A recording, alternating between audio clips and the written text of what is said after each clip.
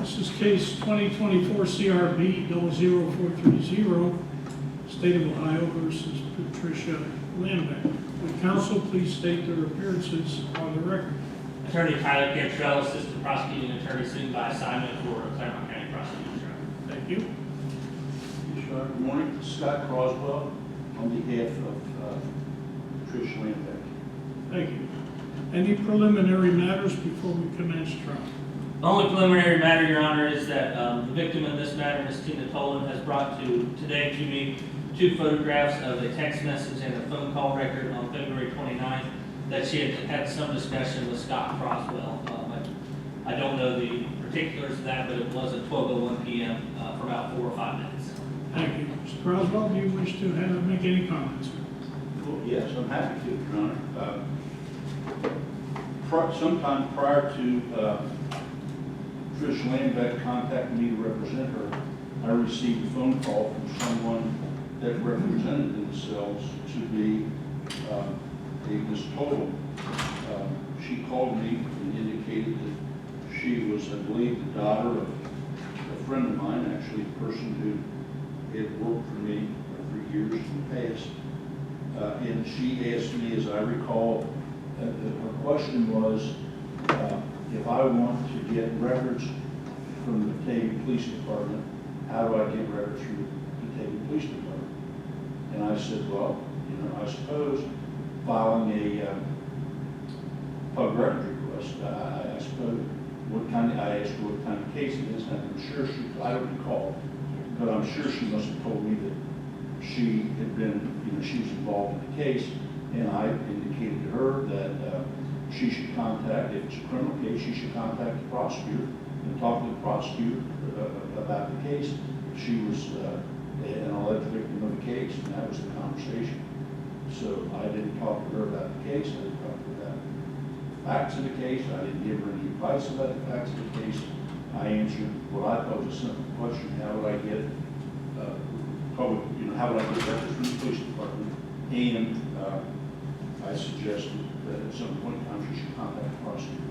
And this was before I had ever discussed the matter with Patricia Lambeck, and at no time did I discuss with Ms. Tolan the potential that I would represent her, nor did she, in that matter or any matter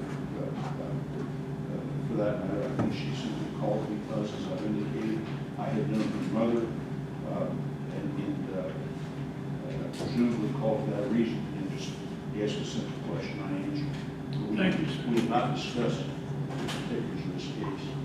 Thank you, sir. State wish to make an opening statement?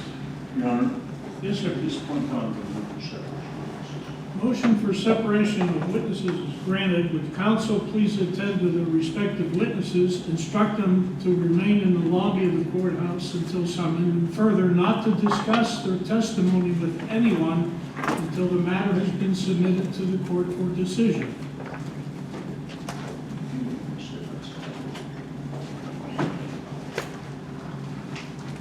Cantrell, will there be a state's representative? Yes, officer, you can come here. Very good.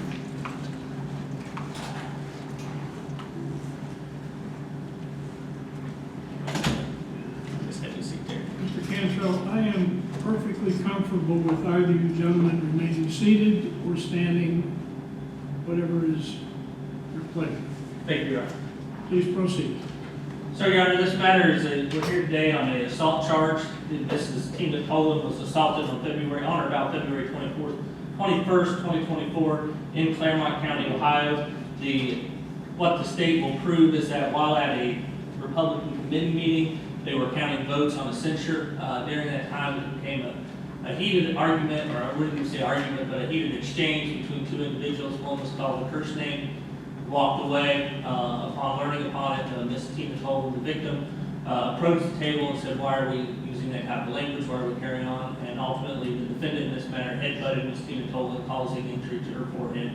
And that is why we're here for today. We believe the evidence will support that and will show that beyond reasonable doubt that the defendant is guilty of assaulting Ms. Tina Tolan, Your Honor.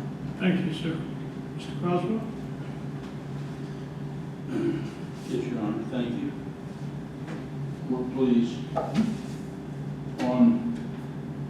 February 21st, 1924, or getting old, 2024. Understood. Oh, my goodness. There was a Republican Party meeting in Claremont County. At a point in time, a request to place a vote before the committee was made by Louisa McQueen. My client, Trish Lambeck, volunteered to count the votes when the vote was taken. As I've indicated, Louisa McQueen had brought the motion. As they were walking back to the table, my client, Trish Lambeck, asked Louisa McQueen if she had a replacement in mind. The vote was to remove an officer of the party. Trish Lambeck asked Louisa McQueen if she had a replacement in mind. At that point, she was walking back to her desk, and Louisa McQueen indicated, "I don't have anybody in mind." But she kept repeating it, following Trish Lambeck to the desk where the votes were going to be counted. And she continued to state, "I don't have anybody in mind." At some point in time, Trish Lambeck asked Ms. McQueen if she could please keep it down, if she could be quiet, because Trish wanted to be able to concentrate when she was counting the votes. Instead of stopping it, Louisa McQueen got louder and louder and continued to repeat the mantra, "I don't have anybody in mind." At a point in time, my client said, made the following statement, "What a bitch." She said that. She didn't say, "You're a bitch." She said, "What a bitch." It wasn't directed at Louisa McQueen, but it was in response to the way that Louisa McQueen was behaving. At that point in time, several people came over to the desk. McQueen left, but several people came over to the desk, one of whom was Ms. Tolan. Ms. Tolan started arguing in a loud voice, telling my client that she can't say that word, she can't use that kind of language, and she continued to persist in it, even while Trish was trying to count the votes. At one point in time, as Trish was ignoring her, Trish had turned sideways at the table and was counting the votes. Ms. Tolan not only was on this side of the desk, but placed her head on the desk and continued to look up as Trish was sitting there, continued to look up and continued to interrupt and to say, "You can't say that, you can't say that, you can't say that." At a point in time, the vote had been completed. Ms. Tolan,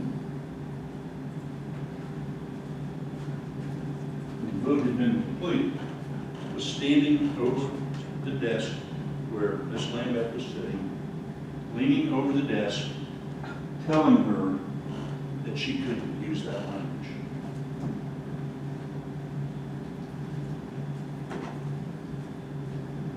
My client will show you in her testimony and describe for you exactly what occurred.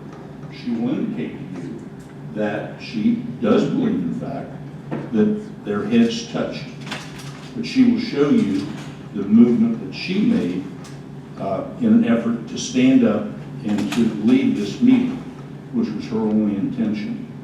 After their heads, if you will, touched, Ms. Tolan seized on the moment to start saying, "You've assaulted me, it's assault, it's assault, it's assault, you've assaulted me." My client looked at her and said, "Well, you call the police, I don't know what to tell you, call the police." At which point, Ms. Tolan made a statement to the police, and the police filed charges based upon Ms. Tolan's statement. We believe that when all the evidence has been reviewed by the court, the state of Ohio will have failed to determine or prove beyond a reasonable doubt that my client intentionally inflicted any physical harm or had no intention of any type to inflict physical harm to Ms. Cole. And we believe that the court, at the appropriate time, will find our client not guilty. Thank you, sir. First witness for the state, please. Officer Call, Your Honor.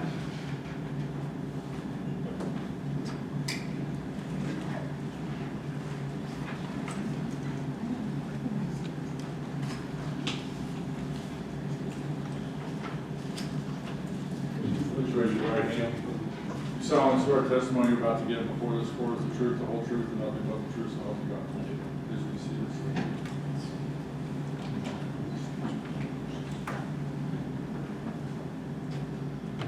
Officer, would you please state your name and occupation? Patrick Cool, I'm a police officer for the Village of Batavia. And how long? Would you spell your last name, sir? Kuhl.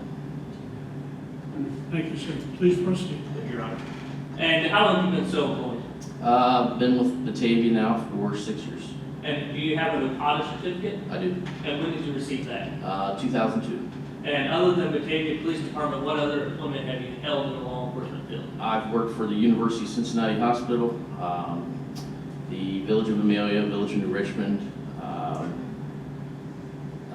Newtonsville, and Owensville. And since 2002 up to today, have you stayed current with your audit certificates and training? I have. Were you on duty on February 21st, 2024? I was.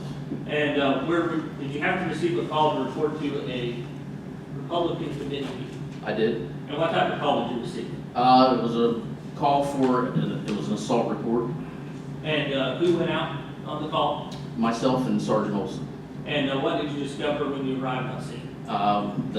The complainant was claiming that she had been headbutted. After speaking with her, she showed us her forehead, and there was still a red mark on her forehead from where she had allegedly been headbutted.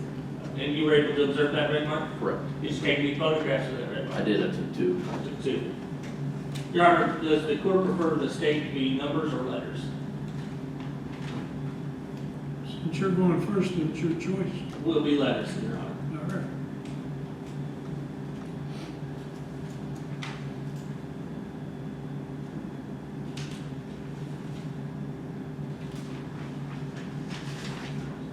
May I approach the witness, Your Honor? Yes, sir, you may. Sir, I've given you what's been labeled for identification purposes as State's Exhibit A and B. Do you recognize those documents? I do. And can you tell the court what those are? A is the front view of the victim's forehead, and B is the kind of angle of the victim's forehead. And who took this one? I'm sorry, if I may for clarification, these are photographs of the forehead and front and side. Correct. It's not the actual forehead, obviously. Right. Okay, please proceed. And who took those photographs? I did. And are they accurate depiction of what you've seen that day? Yes. Have they been altered in any way from what you took? No. And do you see on those photographs any red marks or any marks indicating the area in which the victim was struck? Yes, you see the red mark there, kind of to the, I guess it would be to the right of the nose, kind of in the center of the forehead. Did you also make a police report in this matter? I did. And is that kept in ordinary course of business records? Yes.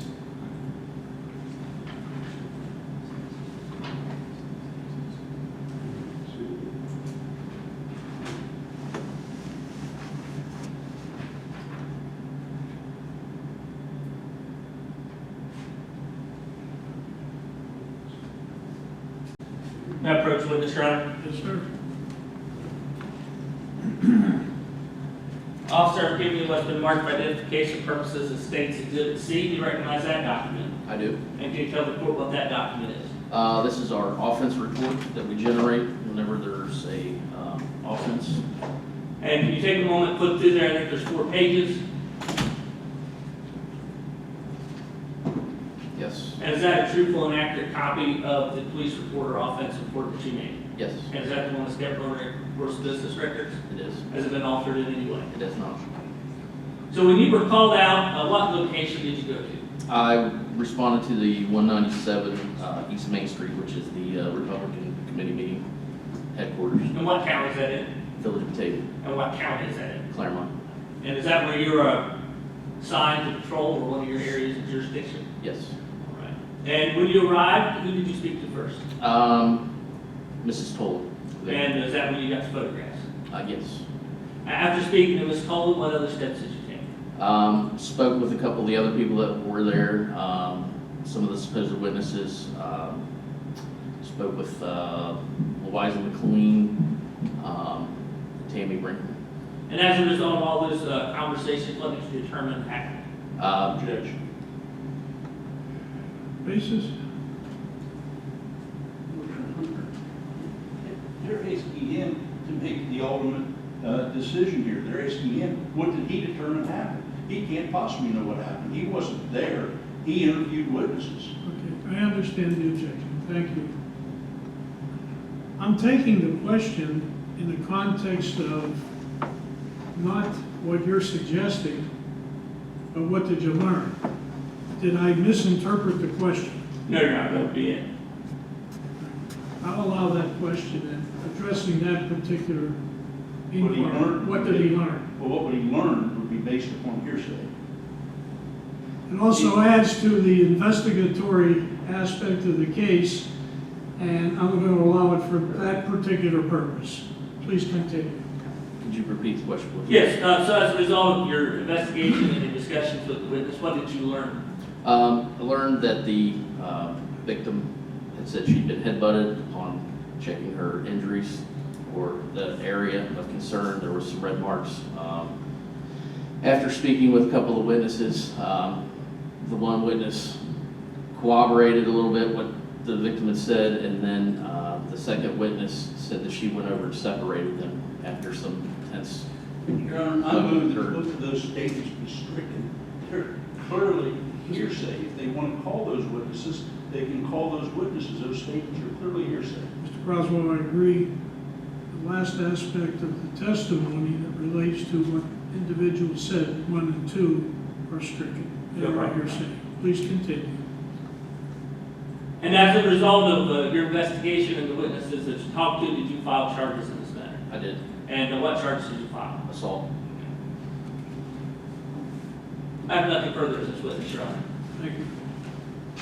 To be clear, sir, you weren't present when this event occurred, correct? That is correct. And so you have no personal knowledge of it? No. So of your own personal knowledge, you don't know what happened, correct? I go off of what the victim states. Of your own personal knowledge, you weren't present, you don't know what happened, That is correct? correct. I was not present for the assault. Well, it is correct that you don't know of your own personal knowledge what occurred, correct? Based off of investigations, I believe the assault occurred. You believe an assault occurred. What I'm asking you is, were you present during this event? I was not. Do you have any personal knowledge of your own as to what occurred that day? No. So then the conclusion is, you don't personally know what occurred, correct? No. It's not correct or it is correct? I responded to an assault call. I did my investigation. And an assault charge was filed. You did your investigation. Correct. Did you talk to Trish Lambeck? I did not. She was not present. She had already left. Did you try to talk to her? The sergeant I responded. asked if you tried to talk to her. I did not make contact with her that night. When did you file these charges? About an hour and a half after this occurred. So you filed these charges an hour and a half after this occurred, but you didn't talk to Trish Lambeck. No, the sergeant made contact with her. You didn't talk to her and you filed the charges. Correct. So you didn't get her side of it. I did not.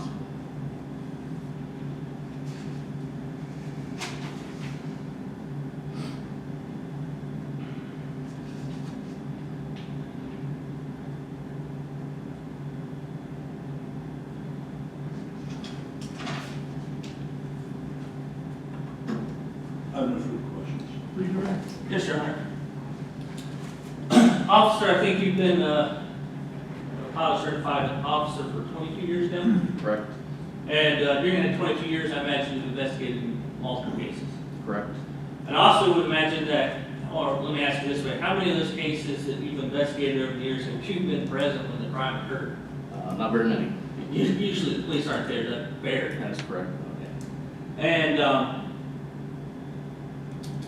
what type of steps do you take once you receive a call to determine what happened? After your initial investigation with the victim or the complainant, you speak with whoever's present or was present, or interview witnesses, so to say, and then move forward from there. And then that's how you make your determination, or that's how you determine what charges will be filed. Correct. And did you do that in this case? I did.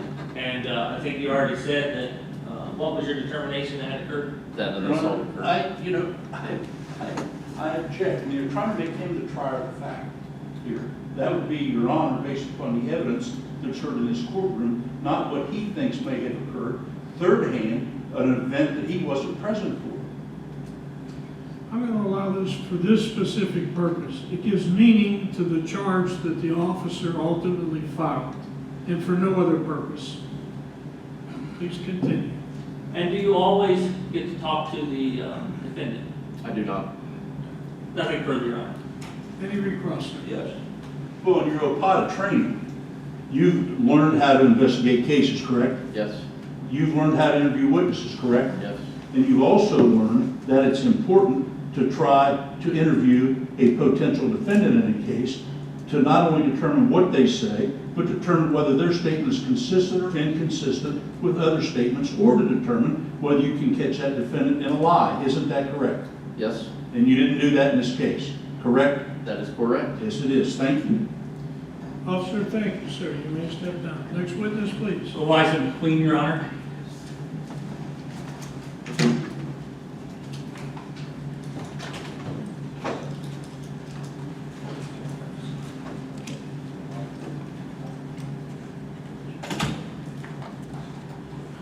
Where are the exhibits? They're right here, Your Honor. Let's leave them on the corner of the bench, please. Thank you. You're welcome.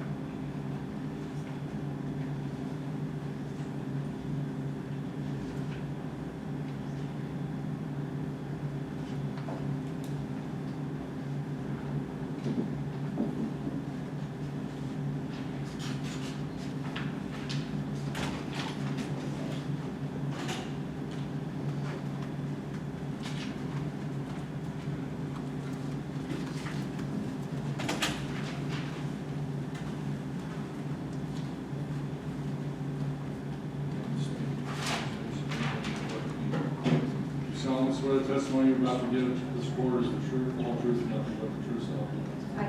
Please be seated. Thank you. Ma'am, would you please state your name and spell your last, we'll probably spell your first and last name for the court. Okay, Louisa McQueen, Luiza, McQueen, McQueen. And ma'am, what's your address? 1305 State Route 28, Loveland, 45140. And do you know Tina Coleman? Yes, I do. How do you know Ms. Coleman? We are Central Committee members, For what party? Republican Party, And in for what party? Claremont County Republican Party. Thank you. And do you know Trish Lambeck? Yes, I do. And how do you know her? Central Committee members for the Claremont County Republican Party.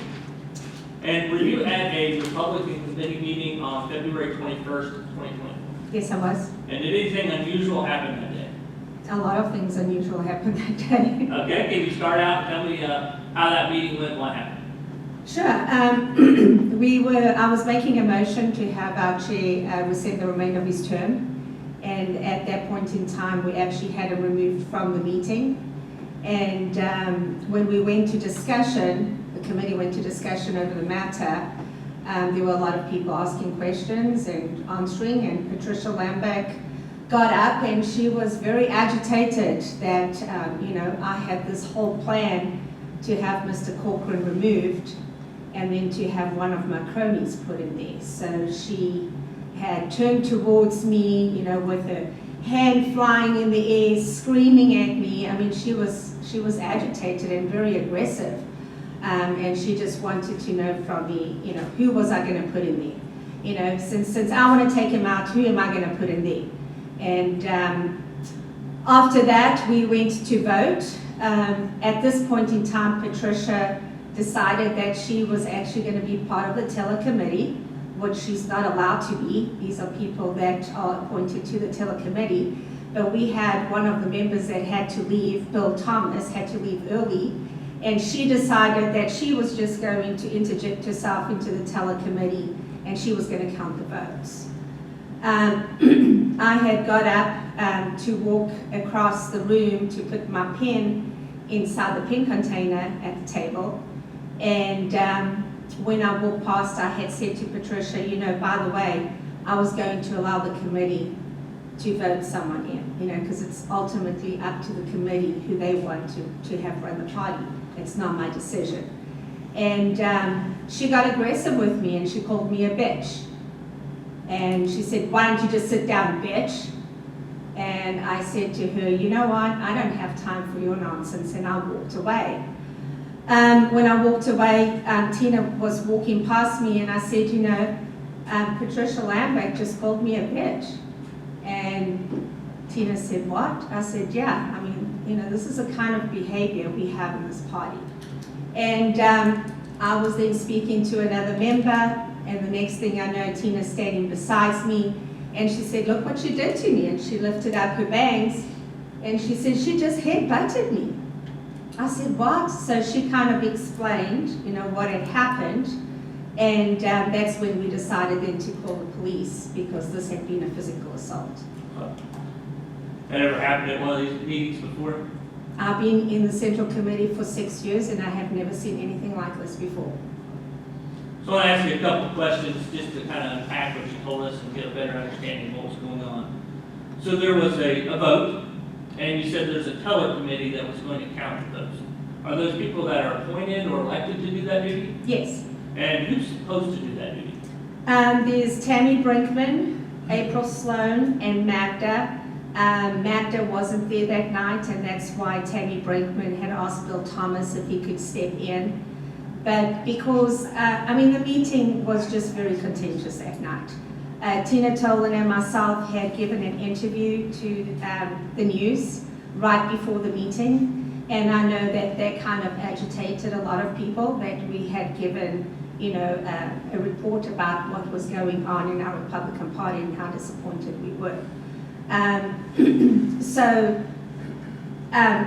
Bill Thomas got upset and kind of left because of everything that was going on.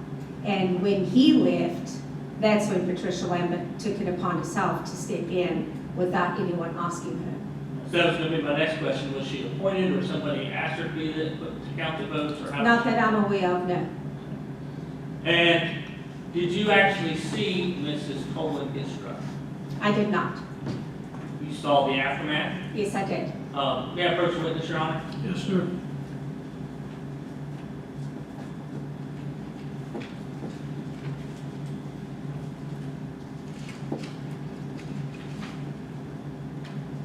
Giving you two documents that's been labeled as States Exhibit A and B. Do you recognize the persons in those photos? Yes, I do. It's Tina Tolan. All right. And what do you notice about her forehead or about her face in this picture? She has a red mark on her forehead where she's pulled up her veins. And what would that red mark, or when did that red mark appear?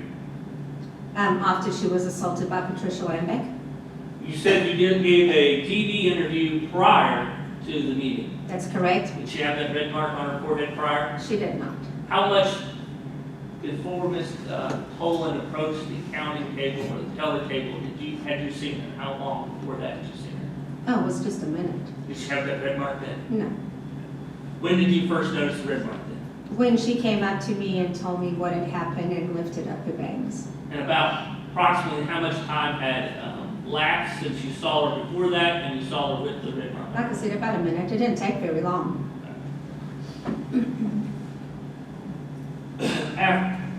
Excuse me. After Ms. Colvin had described to you what happened, what steps did you guys take then? We decided to call Batavia Police Department. And did they arrive? They did. And when they arrived, where was Miss Lambeck? She was gone. When did she leave? Have no clue. How long did it take the police to arrive? Probably about 5-7 minutes, not very long. So within 5 or 7 minutes, Miss Lambeck had left. Yes. I have nothing further, Your Honor. Thank you. Cross. Now, you've indicated that you and Ms. Tolan gave a interview to the news prior to the start of this meeting, correct? Yes, sir. And what was the substance of that interview? What did the two of you decide to tell the press? Well, what the issue was a post that was made by Mr. Chris Hicks about a lynching of a man. And it kind of became a big thing about, you know, NAACP and Black Lives Matter.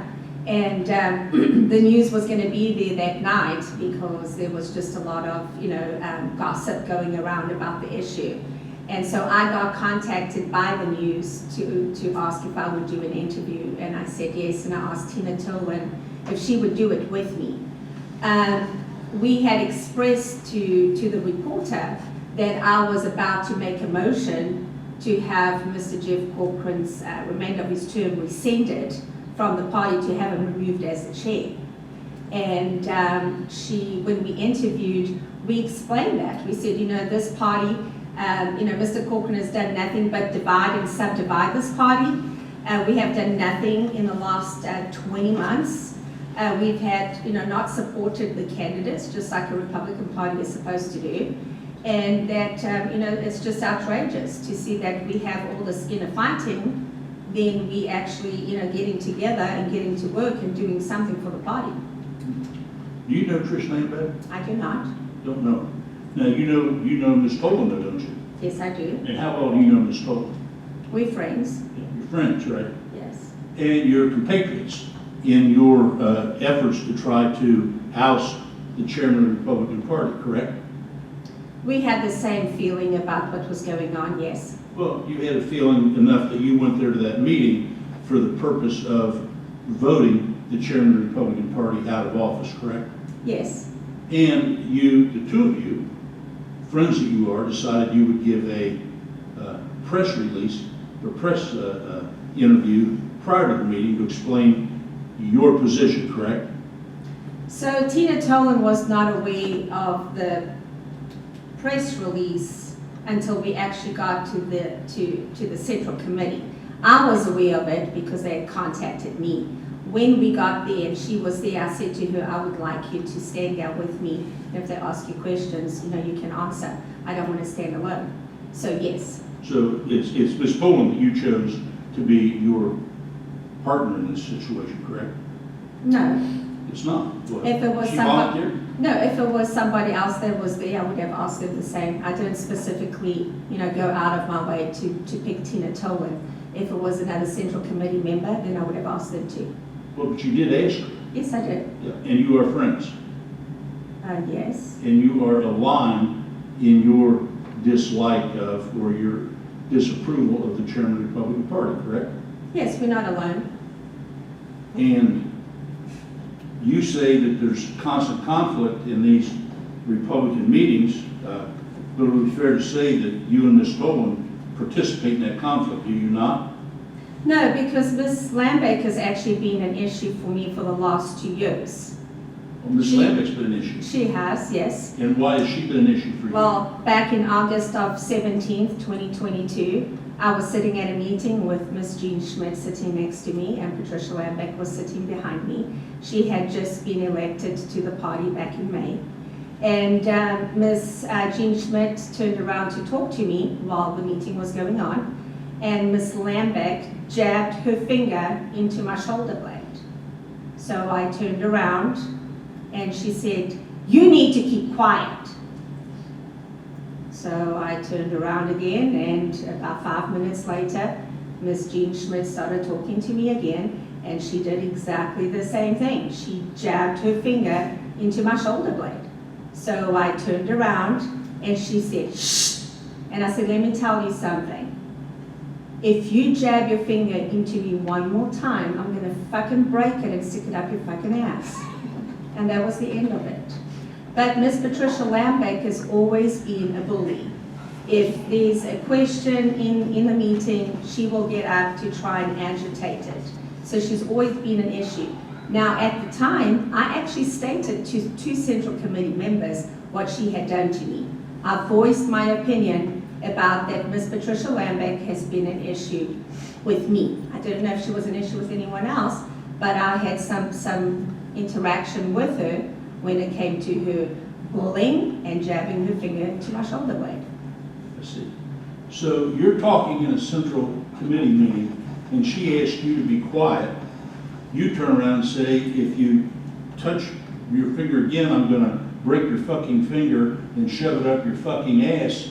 And you believe that she's the one that's engaged in aggressive bullying behavior in that colloquy, correct?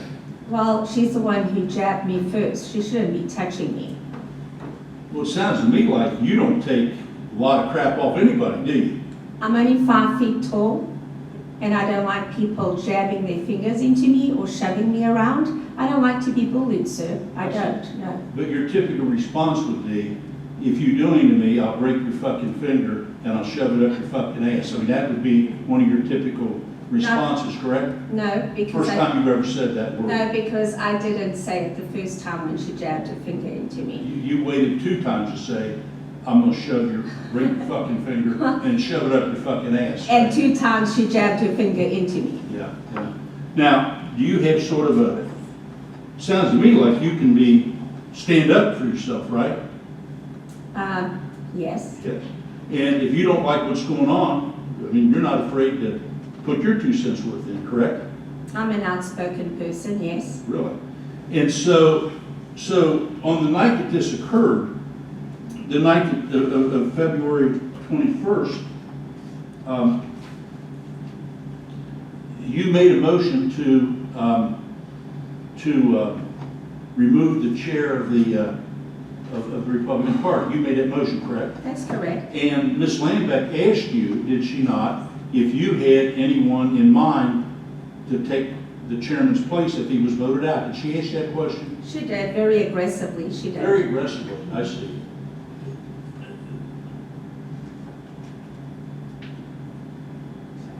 Well,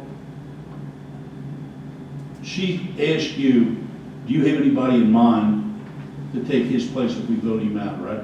That's what she asked. Yes. Now, how do you ask that question very aggressively? Well, I wasn't the only one that witnessed her body language and her hand going up in the air, how agitated she was that we were making that motion and that we had someone else already planned to put in that place.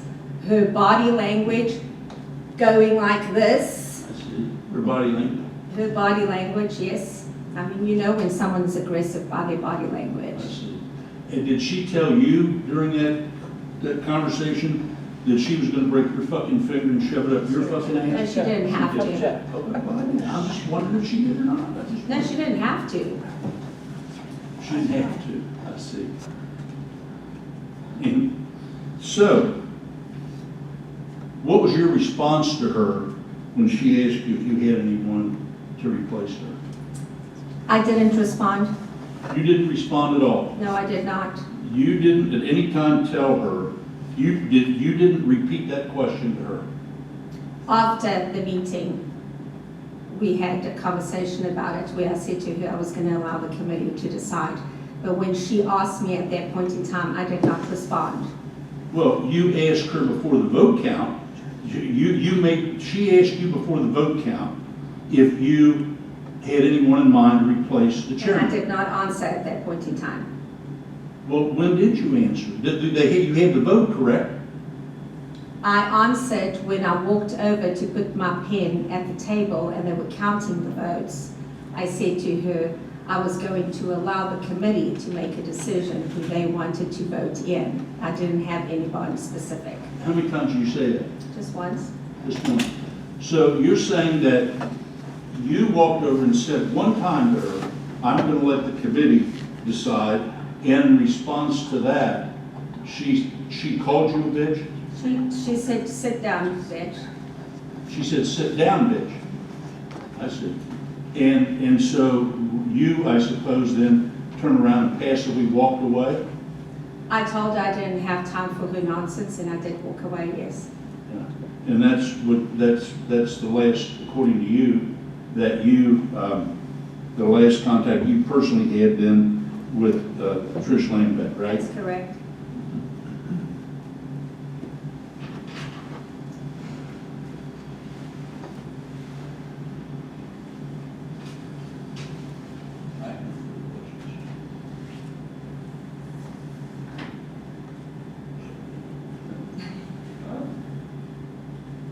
I'm sorry. No, I just saw you were laughing. I just was trying to get in on the joke there. You know. No, you're just staring at me. I was wondering why you were staring. I see. I see. Redirect. Thank you, Your Honor. Ma'am, there was a lot of discussions with you about what happened 2 years ago. I really just focused on what happened on the 21st of February.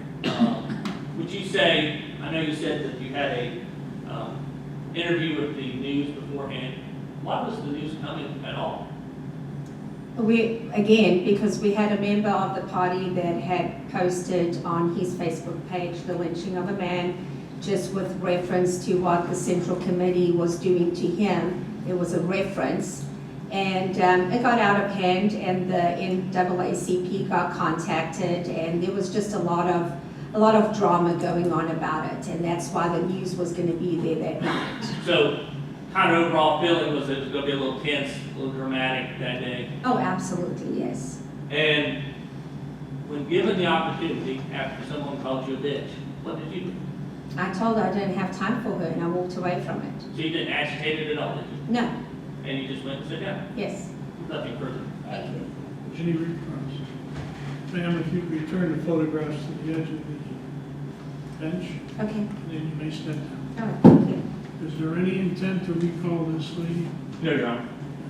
You may remain in the courtroom if you wish. All right, thank you. Ma'am, please go over here. Oh, Thank you. thank you. You're welcome. Next witness, please. Ms. Tina Nolan, Your Honor.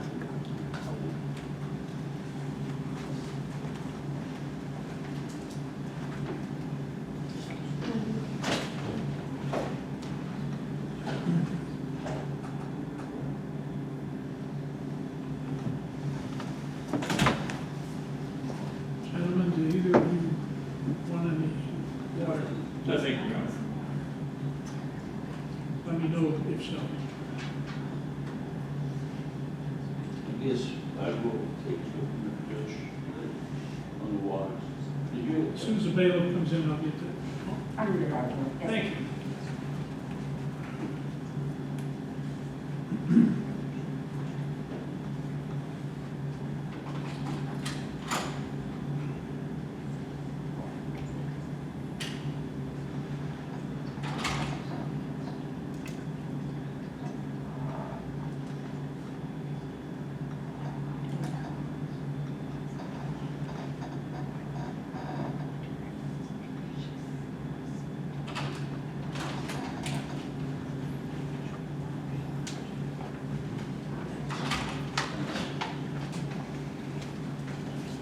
Thank you, Deputy.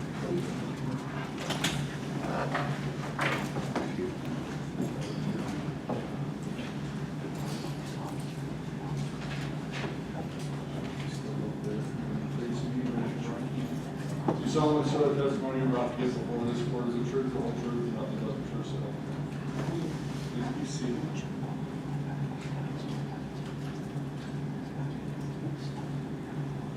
Ma'am, would you please state your name for the court, spell your last name? Tina Marie Tolan, T-O-L-I-N, And ma'am, what's your address? 2304 State Route 232 in Richmond, Ohio, 45157. And do you know Patricia Lambeck? I don't know her. I've not really had a conversation with her except for the incident on February 21st. But you know who she is. My first memory of her was the next morning in court, so, Do you see her here in the courtroom today? yes. And can you point her out and tell the court what she's wearing? There, she's wearing a flowery blouse, I don't know. May the record indicate she's identified the defendant. Indicating the accused. And ma'am, you talked about an incident. Would that be something that occurred on February 21st, 2024? Yes, sir. And first of all, where did this occur at? 197 Main Street, Batavia, Ohio. It was at headquarters, And what county is that located in? Claremont County. And can you tell me what was going on that day? There was a lot of craziness going on because apparently on whether or not Chris Hicks should be sanctioned again when he's been suspended. I don't kind of understand it, but apparently he had a post that came to some attention of some people, and that caused quite an uproar at the thing, and we had the news there and this and that. So before the meeting, Louisa and I were interviewed by the news, and it really made Mr. Corcoran angry. What news station was it? I believe it was Channel 9, but I wouldn't swear to it because, yeah, I don't. One of the local news stations. Yes. And how long have you been a committee member? For 2 years. And so prior to the meeting, you had this interview with the local news station. Yes. And it's you and Miss McQueen. Is that correct? Yes. And then after the interview with the news station, you go into the committee meeting? Yes. And does anything unusual happen at the committee meeting? Well, the news is not usually at our committee meetings, so they set up with their cameras and stuff. And just tensions are very high, I should say. You know, everybody seems upset. Mr. Corcoran knew there was going to be a vote that night. Somebody, told him there was going to be a vote to try to get him out of being the chairman of our meetings. And I was told that there were there were a lot of people, women that he called and made change. I had can't think of the word. All right. Anyway. Hold on, ma'am. It's hearsay. Sustained, ma'am, you're testifying about what other people said. You cannot do that at trial. Okay. Yes, sir. Thank you. So I know when you speak out in public, it's a little different than in the courtroom. So what's important to remember is you got to just tell the court what you personally saw or observed or yourself, okay? Got it. So there's going to be a vote, you said, to remove the council member from the head of the council. And did that vote occur? It did. And who counts those votes? The teller committee counts those votes. And who's on the teller committee? Tammy Brinkman, Magda, I believe, and I'm not sure of the others. Okay. Is Ms. Lambeck on the teller committee? No. So who ended up counting those votes that evening? Miss Lambeck. You know why? With Miss Tammy Brinkman and April Sloan. Do you know why she counted them that day? Well, she went back there and she wanted to count them, and when the person who was asked to count them by Magna, who's in charge of the teller committee, she was very agitated, and they felt that Bill Thomas said, I can't say what, but, so anyway, no, she wasn't supposed to be back there. There was supposed to be another person, but they didn't want to have a fight with her, so. Okay. And did you see any interaction between her and Miss Liza? During the meeting, she was very agitated when Louisa was the one who brought up the motion. So she was very agitated, as a lot of committee members can be witness to. And so she was very agitated, and she stood up and she was moving around and hollering at people, which was why I wanted the video from the news channel, but it would have shown how agitated she was. Court striking, the answer is non-responsive. The question was interaction between this lady and the accused, I believe. Correct, Your Honor. Thank you. reason. So if you would readdress that and see if there is an answer. I will do. Did you observe any interaction between Ms. Lambeck and Ms. McQueen? Only Miss Lambeck yelling at Miss McQueen. Did you hear what she yelled? There, she wanted her to sit down and shut up. And then what happened after that interaction? I mean, I observed Miss Lambeck very agitated, doing, this kind of stuff, walking around in the front of the thing. Like, she just was upset because of the discussion going on Objection. for the vote. Hold on, ma'am. On the basis. Well, I mean, she can't possibly know why Ms. Lambeck was upset. I would draw objection to this matter. Thank you. Please continue. And at some point on February 21st, 2024, did you have any interaction with Ms. Patricia Lambeck? I did. I was standing by the door speaking with somebody else when Miss McQueen approached, and as she was approaching, she said, "Tina, can you believe this person just called me the B word?" And it surprised me and shocked me that that would be going on in a committee meeting. So I walked over to the table and I said, "Did you just call her a curse word?" And Miss Lambeck. Let me stop you there for a moment. Okay. So when you went over to the table and you said you asked her, who is her?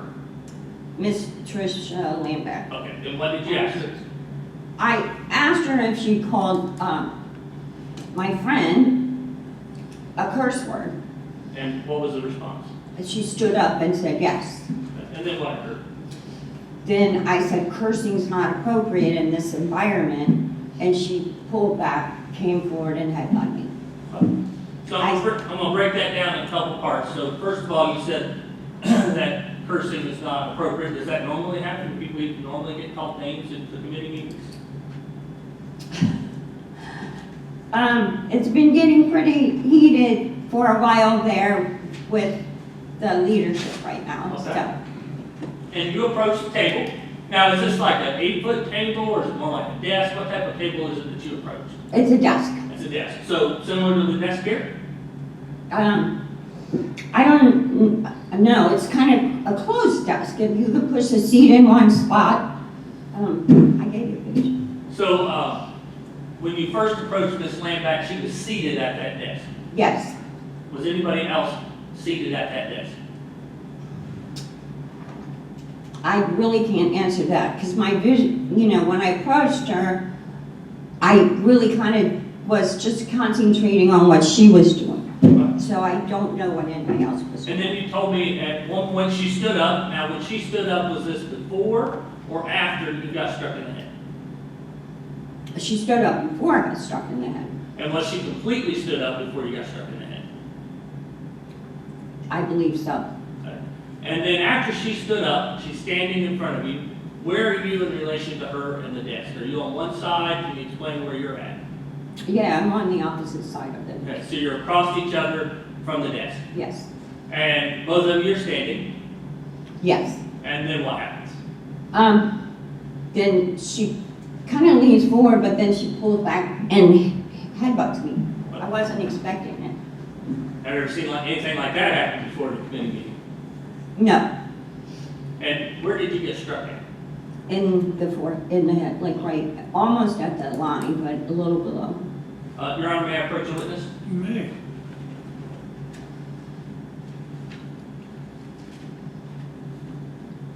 Ma'am, I've given you two documents that's been identified as plaintiff or as State's Exhibit A and B.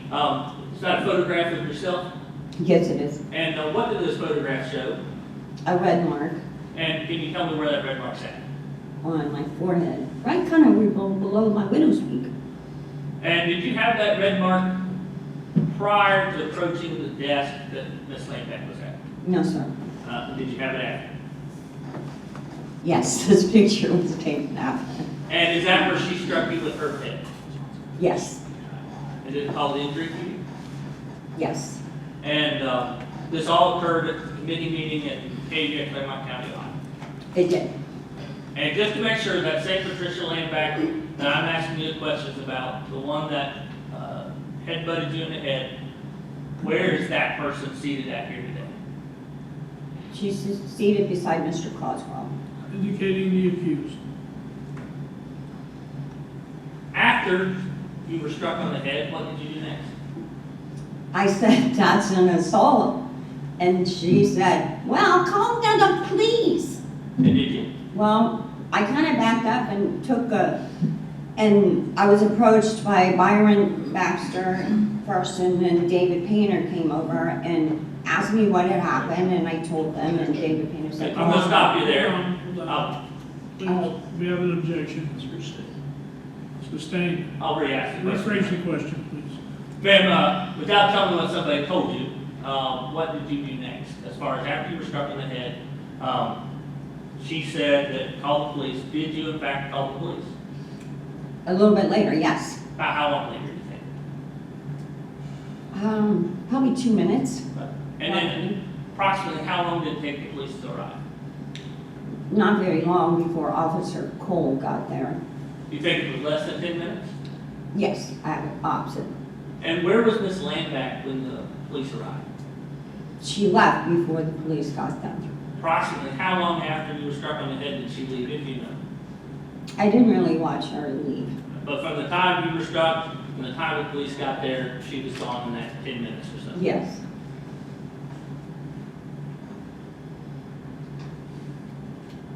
I have nothing further, Your Honor. Thank you. Crossman? Sure. So you've indicated that Ms. McQueen is your friend, correct? Yes. And you two are aligned politically with a group that would like to remove the chairman of the Republican Party, correct? I don't know that I would say aligned with, I'm not aligned with any group except for the Central Committee. Well, you and Ms. McQueen had previously talked about the fact that you was going to bring a vote to remove the chairman of the party, correct? You talked about that. You knew about that before you I got knew to the about, meeting. absolutely, every person on the committee knew about it. Well, you knew about it. Yes. Now, and you're indicating that at some point in time, Ms. McQueen told you that Ms. Lambeck had called her a bitch, right? Yes. She Now- told a group. She walked towards a group of people Told a group and of people. just said it. Yeah, there were other people there. Now, how many people in that group of people went over to confront Ms. Lambeck? No one else went over. But you. Right. Now, are you the sergeant of arms there of the Republican Party? No. Are you in charge of security? No. Are you in charge of decorum? No. Matter of fact, are you in charge of managing the meeting or the conduct of other members? No. Yet you decided to go over and confront Ms. Lambeck about the fact that you believe that she called Ms. McQueen a bitch, correct? Well, I asked her if she had. Didn't you believe Ms. McQueen? Can't you believe what she tells you? Yes, and it was only a few feet from the table. So yes, I absolutely believe what she said. Well, if you believe her, why do you ask Ms. Lambeck if in fact she did that? Are you asking me for the reason I would approach Miss Lambeck? Right, just curiosity or what, like you were interviewing her for the news? Or, I mean, why would you go over and ask her? Was it any of your business? It's a habit of mine, developed when I was a police officer in Austin, Texas. So, you know, I try to de-escalate situations. That was, I'm tired of people getting away with things because of, and burning down cities in our country because they're angry. You don't get to do that when you're angry. You don't get to assault someone.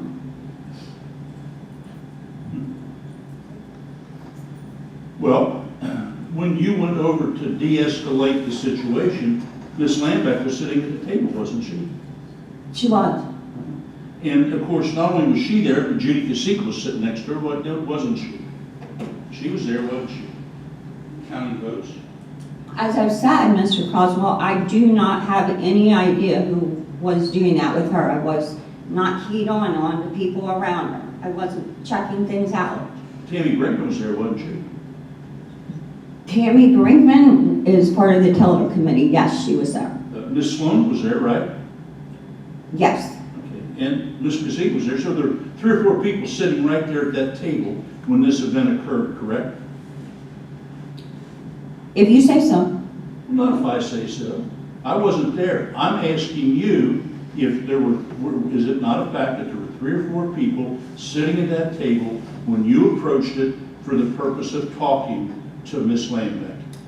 There's only one person that I saw sitting at the desk, and that was Miss Lambeck.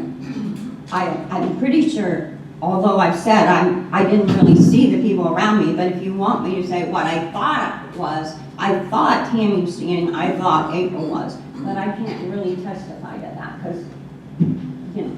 But what you can testify to is there were people there besides Miss Lambeck at that desk. You can testify to that. I believe there were, yes. And there were people there at that desk when this conversation between you and Miss Lambeck took place, correct?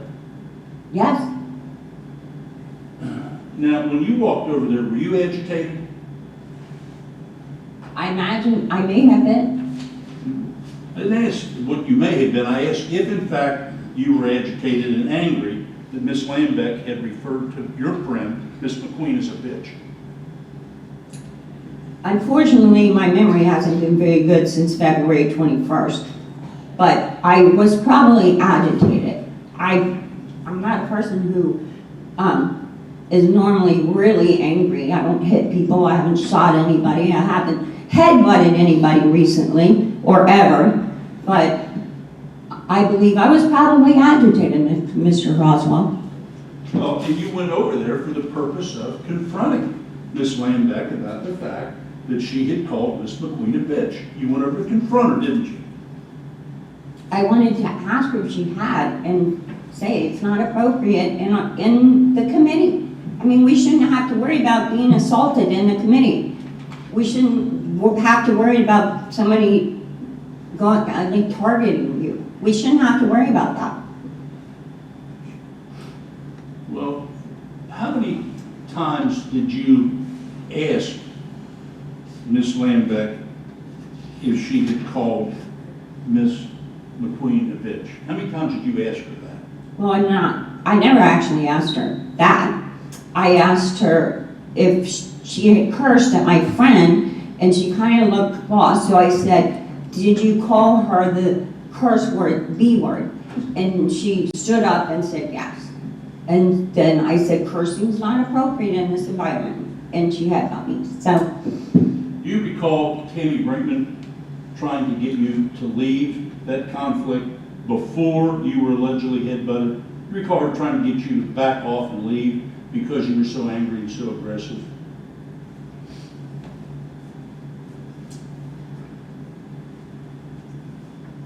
You understand the question? I don't understand. I mean, if I answer the. Okay, hold on, please. Could you rephrase the Sure. question, please? Do you recall Tammy Brinkman asking you to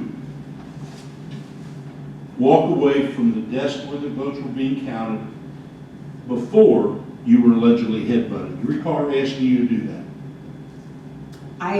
The first minute I recalled Tammy was when I heard her talking to me from my left side after I was headbutted, and I looked at her and she said, we have to separate you.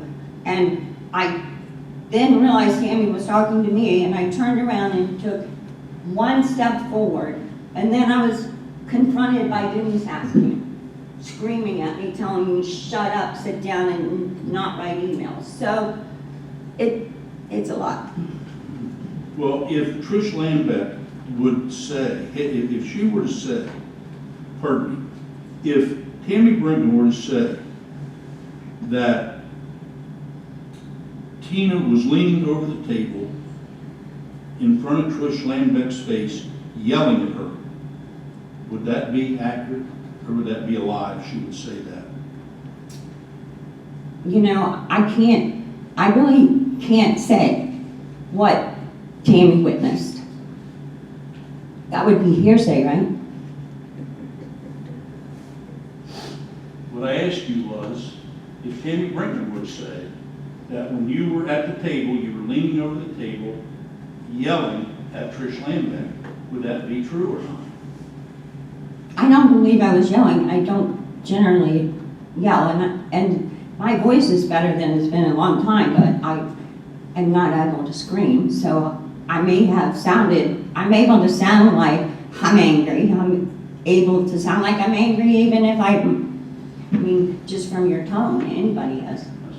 So what you're saying is that that evening, you may have sounded angry, even if you weren't angry. You may have sounded that way. Is that what you're saying? No, that wasn't what I was What are you saying. saying? What I'm saying is that I don't yell or scream. I can sound angry and I can raise my voice, but it's never going to be a yell or a scream. I don't have that voice. Well, were you angry at Miss Lambeck on this evening when you approached her? I don't think I was personally angry with her. I'm tired of just people doing this type of thing and thinking it's okay. I mean, let's go back to behaving ourselves in the environment like the courtroom now. Somebody's, is screaming and yelling and going after somebody in the courtroom. That's not good behavior, and that needs to stop. Just like, people screaming names at people when in a committee meeting. And so you perceived that that's what Miss Lambeck had done by calling Miss McQueen a bitch. You perceived that that's what she had done, that she was acting inappropriately, that she was name calling, right? I do believe it was inappropriate, yes. And it's in that context that you decided to go over and inject yourself in the debate, correct?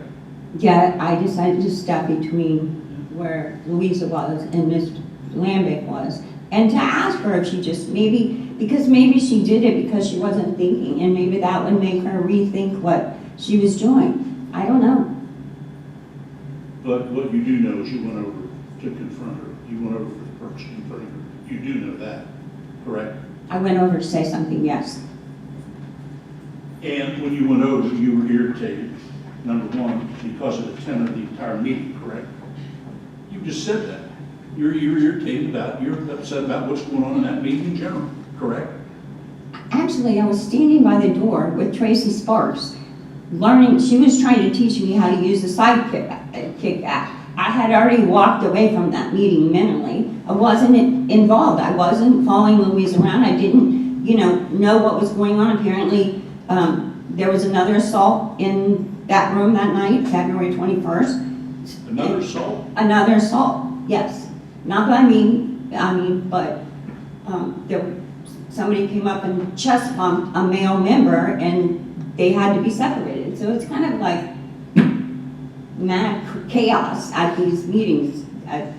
Sounds like a Friday night wrestling television show almost, doesn't it? It's Friday Night Raw. Well, myself and, I've never seen anybody headbutt it personally, but I guess they do it in wrestling. Well, now, you've indicated that Miss Lambeck was sitting down, was seated, when you came up to her, correct? And she was counting the votes, correct? She was, even though she wasn't supposed to be there. Of course, so you had already come to the conclusion that she wasn't supposed to be there, right? Counting the votes. Actually, no, I was told later. And so you went up, she's sitting at the desk, and you went up to discuss with her the fact that she called your friend a bitch. That's why you went over there, right? No, it had nothing to do with Louisa being a friend. She's on the committee. I'm friends with a lot of people on the committee, but, and I just don't think that needs to be happening in a building where there's a meeting for the Republican Party. It's supposed to be conservative people, supposed to have a little common sense. I mean, it's chaos. To be complete, you going over and confronting Miss Lambeck contributed to the chaos, didn't it? So are you saying you think I should have been headbutted? What I'm saying is you shouldn't have gone over as a starting point and confronted Ms. Lambeck when you were upset as a starting point. I'm saying that. I am saying that. Would you agree with that? Not necessarily, no. It really wasn't any of your business, right? No, what happens on the committee is my business. I see. And who put you in charge of it being your business what happens in the committee? Who put you in charge of that? I think all of us are in charge of watching each other. I know I have friends on the committee that says, hey, Tina, you might have went a little too far on that, or you come on back, don't go in that direction. I mean, I think it's, When you, no, I don't believe it was none of my business. You believe it was your business? I believe it is who I am. You know, I've always stepped between people fighting. I did it in elementary school. That's why I was a police officer. You know, I'll continue to do it the rest of my life, probably. Step in when I think I can help a situation. Obviously, it didn't work this time. Well, Ms. McQueen had already walked away from Ms. Lambeck, correct? Their interaction was over. She was walking away. She was walking towards myself. Bill Muse was sitting on the window seat that is right there where the desks are. And John Becker was sitting beside him. Tracy Sparks and I were standing right in front of them. And you were having a conversation. And Pardon me, Louise- I didn't mean to interrupt. Go ahead. No, go ahead. And you were having a conversation with those 3 or 4 people, correct? Well, I was having a conversation with Tracy Sparks, yes. Then there were 3 or 4 other people there while you were having the conversation. You just described that, correct? They weren't part of the conversation, but They were present. there was 2 people I mentioned, yes. And Ms. McQueen approached you while you were in that conversation and said, Trish Lambeck just called me a bitch, and you decided to exit the one conversation you were in with these other people and go confront Ms. Lambeck. I mean, that's what occurred, right? Well, basically, she sprung told into action. 4 people. Pardon me? She told 4 people. She just was walking from the table to there, and she said, can you believe she just called me? And the other 4 people stayed over doing what they were doing, and you decided to spring into action and interject yourself into the event, correct? 2 people left. So, no, the other 4. And so that wouldn't be I correct. see, I see. So, where were you standing? You've indicated that Ms. Lambeck was sitting at the desk. Where were you standing when In you were front of- headbutted? In front of the desk. Well, would you mind standing up, standing from over to this desk and show us where you were standing? Well, How you were standing? I got pictures of the other desk. Ma'am, if you, Just need you to show us where you were standing.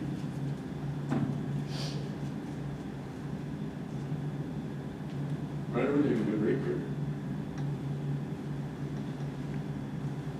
So that's where you were standing. What?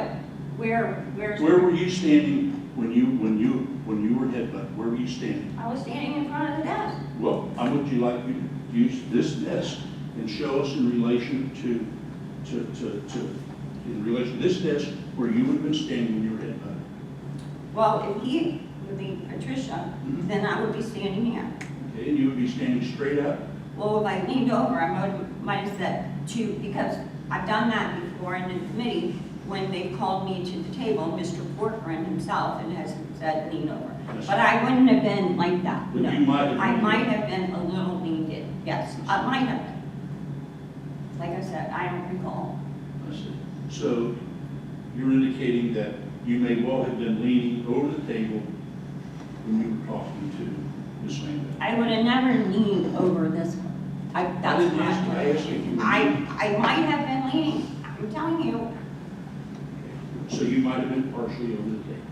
it might have been, if I was, it wouldn't, I mean, I'm partially over the table right now. Now, how many times did you say, or how many times did you question Ms. Lambeck and tell her it wasn't appropriate for her to call Mr. Wiseau a bitch? How many times did you make that statement?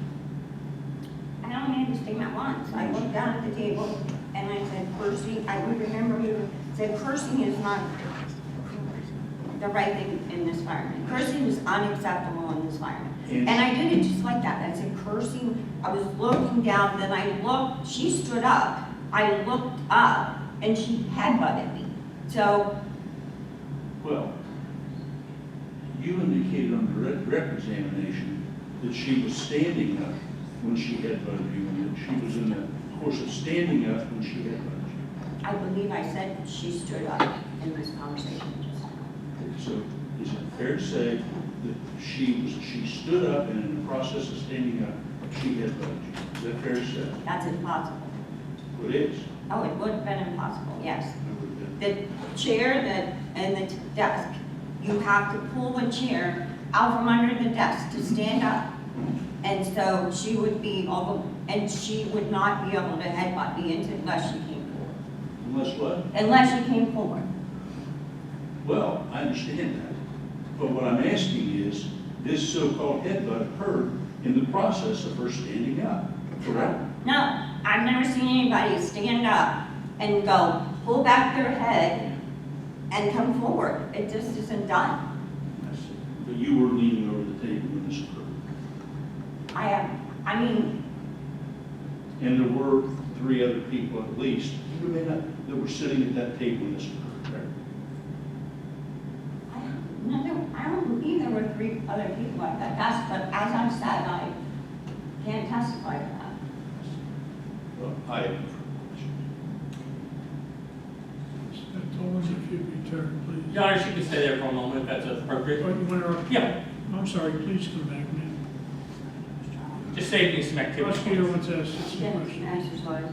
So ma'am, I'm about 6 foot tall, and actually more than 6 foot tall. And if I stand up, as I just did, I would come anywhere near your head, do I? In order for me to come near your head, would I have to bend into you or pull myself into you? Yes. Would there been any way when I just stood up that I was gonna come close to your head with how you would have been standing? No, Okay. So no accidents? no. All right, you can go back up there now.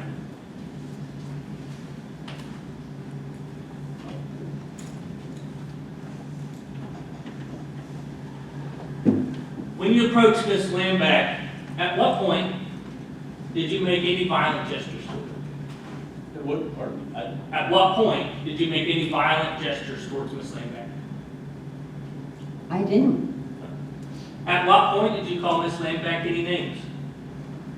I didn't. At what point did you make any threats to Miss Lambeck? I didn't. And at what point did you ask or give her permission to headbutt you? Never. Thank you, nothing further, Your Honor. Any recross, sir? Ms. Tolan, I do have a question. The desk where the prosecutor is seated, does that have a similar depth as the desk you were describing that was at the committee meeting? I believe it does, but I do have a picture. That's not in evidence at the point. Oh, okay. I'm going to give you, both of the attorneys, a chance to ask more questions, but I'm trying to ascertain.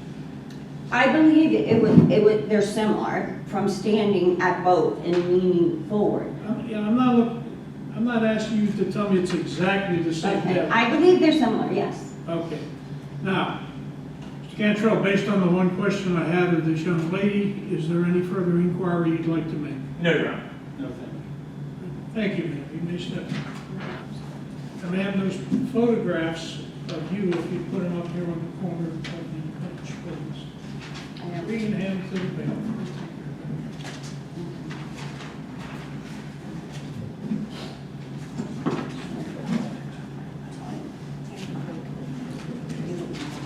I just need the photographs. Of the head? No, yes, ma'am. The bailiff will sort that out. Thank you.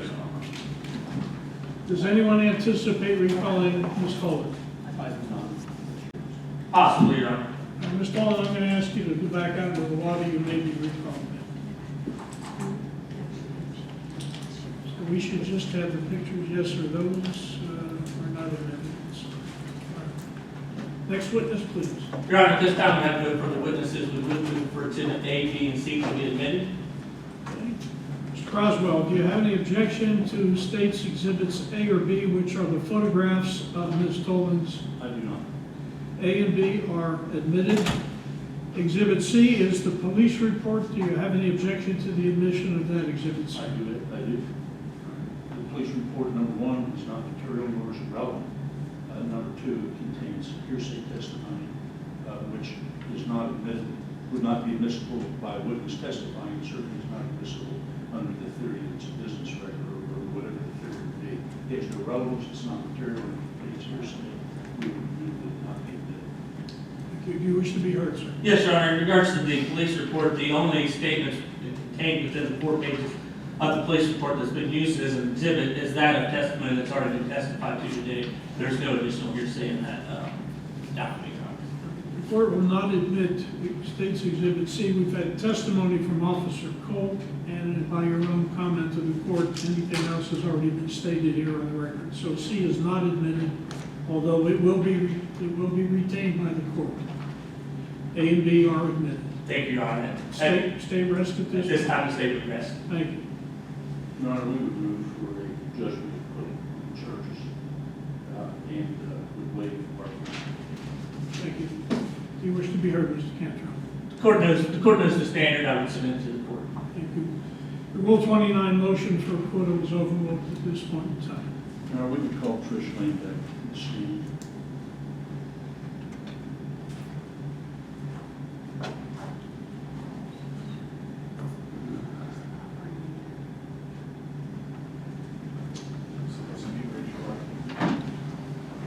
Solemnly swear the testimony you're about to give before this court is the truth, the whole truth, and nothing but the truth, so help you God.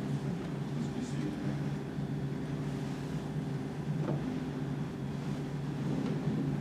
Would you please state your name? Patricia Jean Lambeck, Would you spell your last name for the court? L-A-M as in Mary, B as in boy, E-C-K, If I might be so bold as to ask, how old are you? 69. And tell the court a little bit about your background. Are you married? I'm married, I have 2 children, and I'm a retired registered nurse. And have you ever been in court before? No, Yes. So you don't really know what this is all about, right? The process. oh, I'm sorry, I didn't hear that. You don't know what the process is all about, really. No, except for what you've let me know, yeah. Now, are you a member of the Republican Central Committee, yes, Central Committee? for 2 I years. see. In that regard, were you at a meeting on February 21st, 2024? Yes, And at that meeting, was there going to be a vote to take place for removing the chairman of the party? yeah, I found that out. To me, that wasn't the point of the meeting, but it was the 3rd vote taken at the meeting. And did you volunteer to count the votes? When Jean Schmidt asked for another ballot vote, which would have been our 3rd one, I looked up at the table where April was, and we were both new and we volunteered together before. And she had tears in her eyes and she mouthed, "Oh no." Objection. Sorry, did you? Yes, Your Honor. Yes. Ma'am, that's not responsive to the question. Oh, well, I'm saying, so then at that point, after discussion started, I went up to the table because I saw her upset and she was alone. I don't know who was helping, I don't Ma'am, know. that's all editorial Okay. comment. Alright. The question is, Did I, so then I went up. ma'am, aspetta, that's Italian for wait a minute. Please restate the question. Did you volunteer to take the vote? Yes, I did. I went up and asked her, would you like some help? And she said yes. Now, did you have a conversation around that period of time with Louisa McQueen? Did you ask her a question? Oh, during discussion, which was at least 45 minutes, in the discussion, I just thought, if I want to have somebody step down, if this close to the election, this is the big one while we're here, I would have somebody in mind. And so I thought that we should know if she did.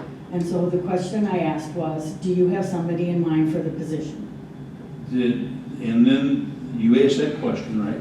Mm-hmm. And did she respond to you at that time? She said, no, I do not. Now, was the motion then called for the vote? There was some more discussion and then it was, yes. Okay, and then you went and sat down at the desk to count votes, is that correct? Well, I walked, yeah. During discussion, I stood out because I'm not a part of what's supposed to be up there, so I was out there when I asked my question, so I had to come around the table to come back to count the votes. Now, at that point in time, did Louisa McQueen approach you? She came up across the table, sat up on the ledge anyway, there's the ledge there next to the desks. And that's when she was saying, I don't have anybody in mind, I don't have anybody in mind. And she was just kind of repeating it over and over. And how many times did you say she repeated it? Oh, I'd say at least 5 or 6, maybe more. And at some point in time, did you ask her if she would be quiet so that you could count the votes? Yeah, I was still standing at that point, and I said, would you please be quiet, we're gonna count the votes. They were starting to bring up the buckets. And then in response to you asking her to be quiet, what did she do? She got louder. I know I don't have anybody in mind. No, I don't have anybody in mind. And did she continue to say that Yeah, as you were trying to count the votes? we weren't starting to count yet.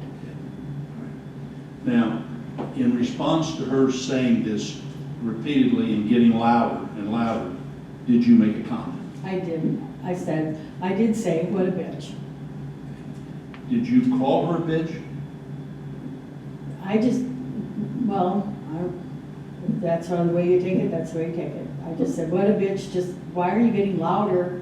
And this is why her whole motion, we're gonna count the vote. This was the point, this was the culmination of the last hour.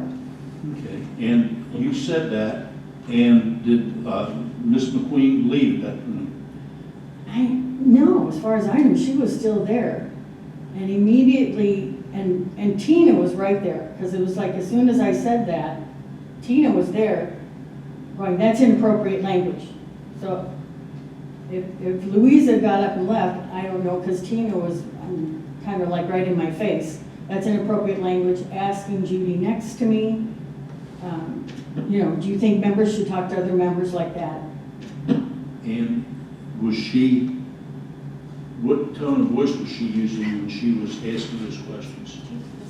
Well, her voice was raised and she was upset, And how many times did she continue to say or ask you if you thought that was appropriate language? Well, she just kind of kept going with it. I know, for me, it's just having somebody come into my face that fast surprised me, so I was a little stunned.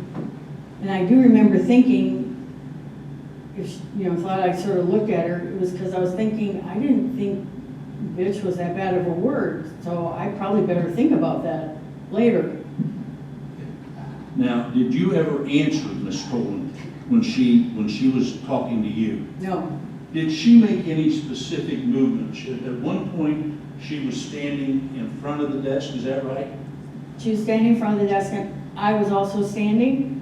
The buckets were here, they were trying to get my attention Yeah. to count. So then at that point, I went to sit down. And when you sat down, what did Ms. Tolan do? That she followed me down and laid her head on the desk sideways, and she was still talking about my inappropriateness. So you're indicating that she was lying with her head on the table, looking, I guess, somewhat up at you while you were sitting, and she was continuing the debate. Yes. And what did you do at that point? I had to ignore her. The votes were here, they were getting them out of the thing, and as far as I know, I had Judy on the side and Tammy was in front. Tammy this was the first time I think Tammy was secretary, so that's why she wasn't at the desk. And so they were getting things out there, getting my attention that we needed to separate and count the votes. And these two people were telling us how to do it. April, who, like I said, this was our third vote of the night, she was so upset that really we needed these two people to tell us how to do it. So you were there with at least 2 other people, if not 3 other people, while this was going on with Ms. Tolan, correct? Correct. Now, would you please, Your Honor, with your permission, Ms. Lambeck to step down? Certainly.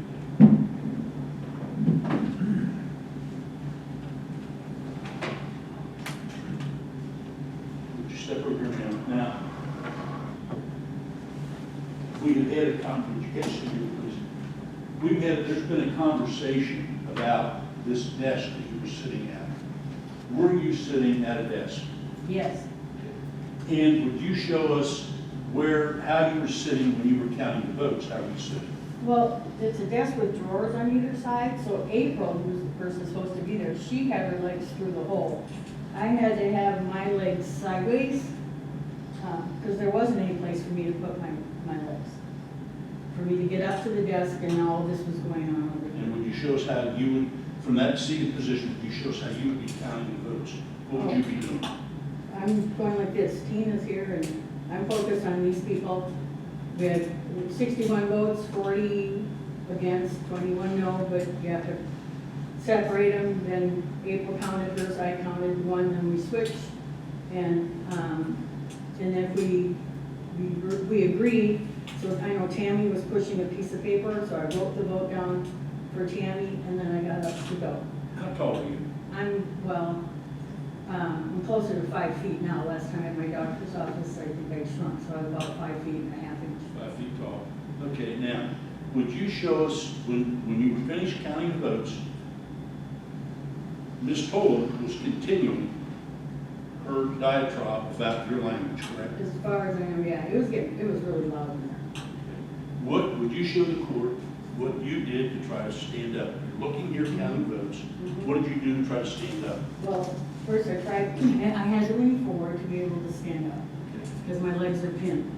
And Judy actually kind of has me pinned in the chair, so yeah, I just go forward. And you had to push yourself, Mhm. push yourself up and pull forward and stand up, correct? And as you were in the process of doing that, did your head strike Miss Toland's head? Yes. Now, where were you, would you show the court where you were standing, or in what potential position you were in when you were standing when your head struck? Where about were you? Probably about like this. All right, and so I assume then that would mean that Miss Toland had to be over here. Exactly. Is that correct? Yes. Did your head strike? Yes, they did. Did you intentionally strike her head? No, I did not. You can go back there. Did you strike her head for the purpose of injuring her? No. Have you ever struck anyone in your entire life for the purpose of injuring them? Well, I spanked my kids, but no. No, I've spanked mine too. Well, Actually, I haven't, now that I think about it. I threatened it enough that they took my word for it. Ma'am, do you have any physical impairments? in 1987, I had a neck injury that was workman's comp. That just, led to years of physical therapy, chiropractors. I had to put myself in traction regularly. At first, I took so many leave that I ended up with an ulcer, so then they put me on Celebrex, which is when they were taking NSAIDs off. That ended up giving me kidney damage. And then in 1998, I started having vertigo, whether they thought that's always up for grabs if that was related to the neck injury or not. I've had all the tests and they keep kind of going back and forth between Meniere's or non-postural vertigo. A lot of my friends that are here today are friends of mine from the gym. I'm sorry. Sorry.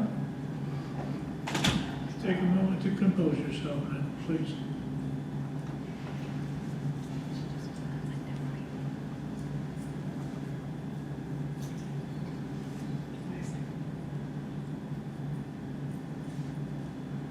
Let some water help you, ma'am? Yeah. Stay right there. Stay right there. Retrieve her water from me, please. Bear with me. I'll get that to you.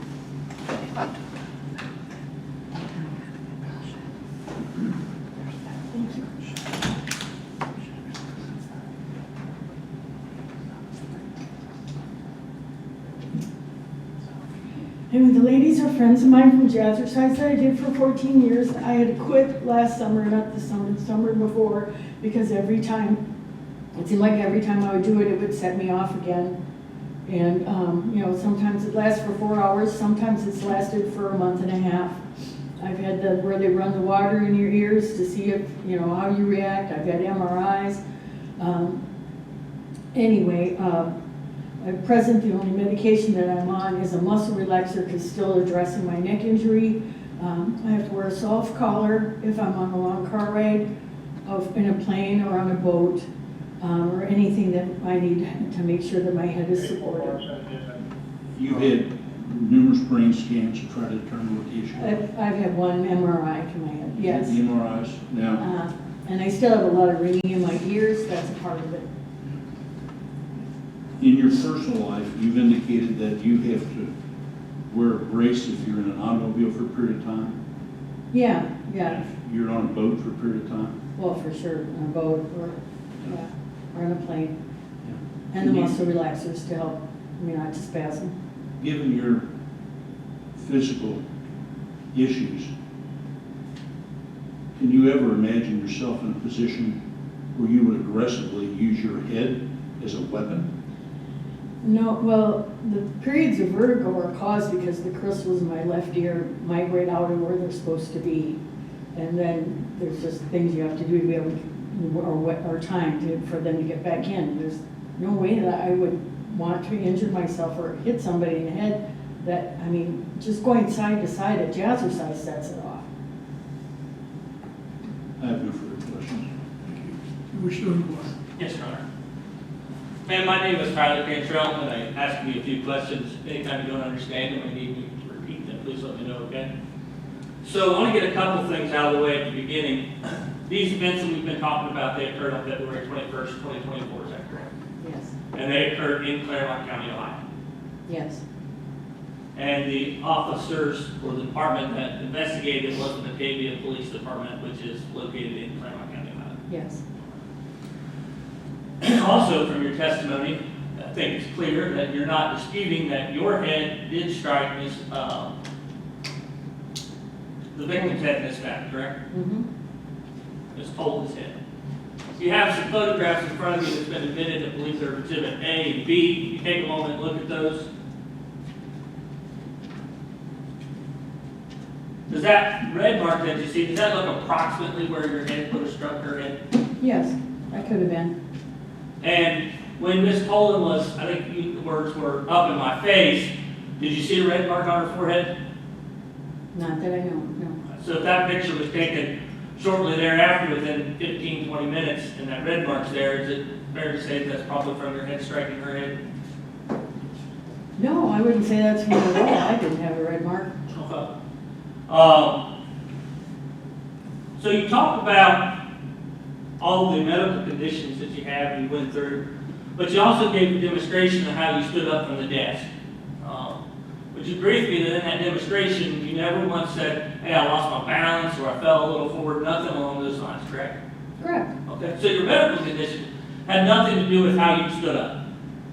No, And also, you were seated on the part of the desk that had drawers under it, so your legs couldn't go underneath the desk at all. correct. So your chair had to at least be pulled out to where it was past the desk, at the very minimum. Yes, Because it couldn't go under, there's drawers there. correct. And then you also had to get your legs there, so it has to be pulled out a little further, right?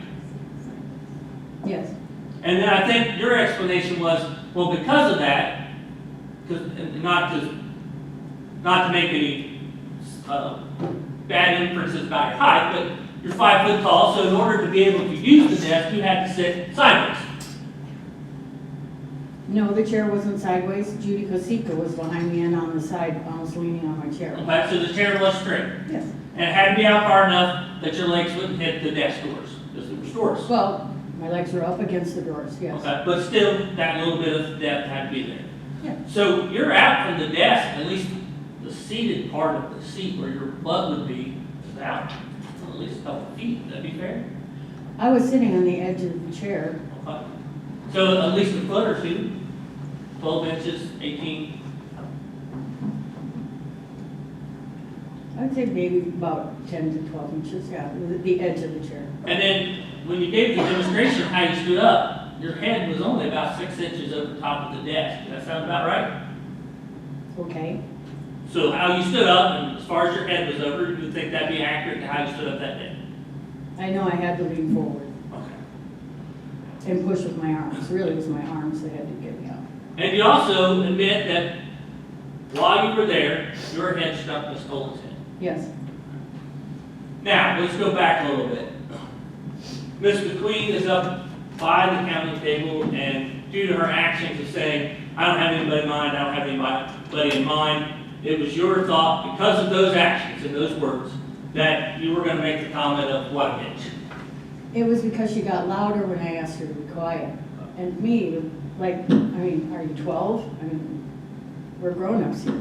Well, the reason I ask you that question is, I just want to make sure that, there's been some discussions that, well, did you really call her a bitch? Or it's clear that you were saying that in relation to Ms. McQueen. Yes, So if Ms. McQueen heard that, and you're saying it in relation to her, she's likely going to take it that you can call her a bitch.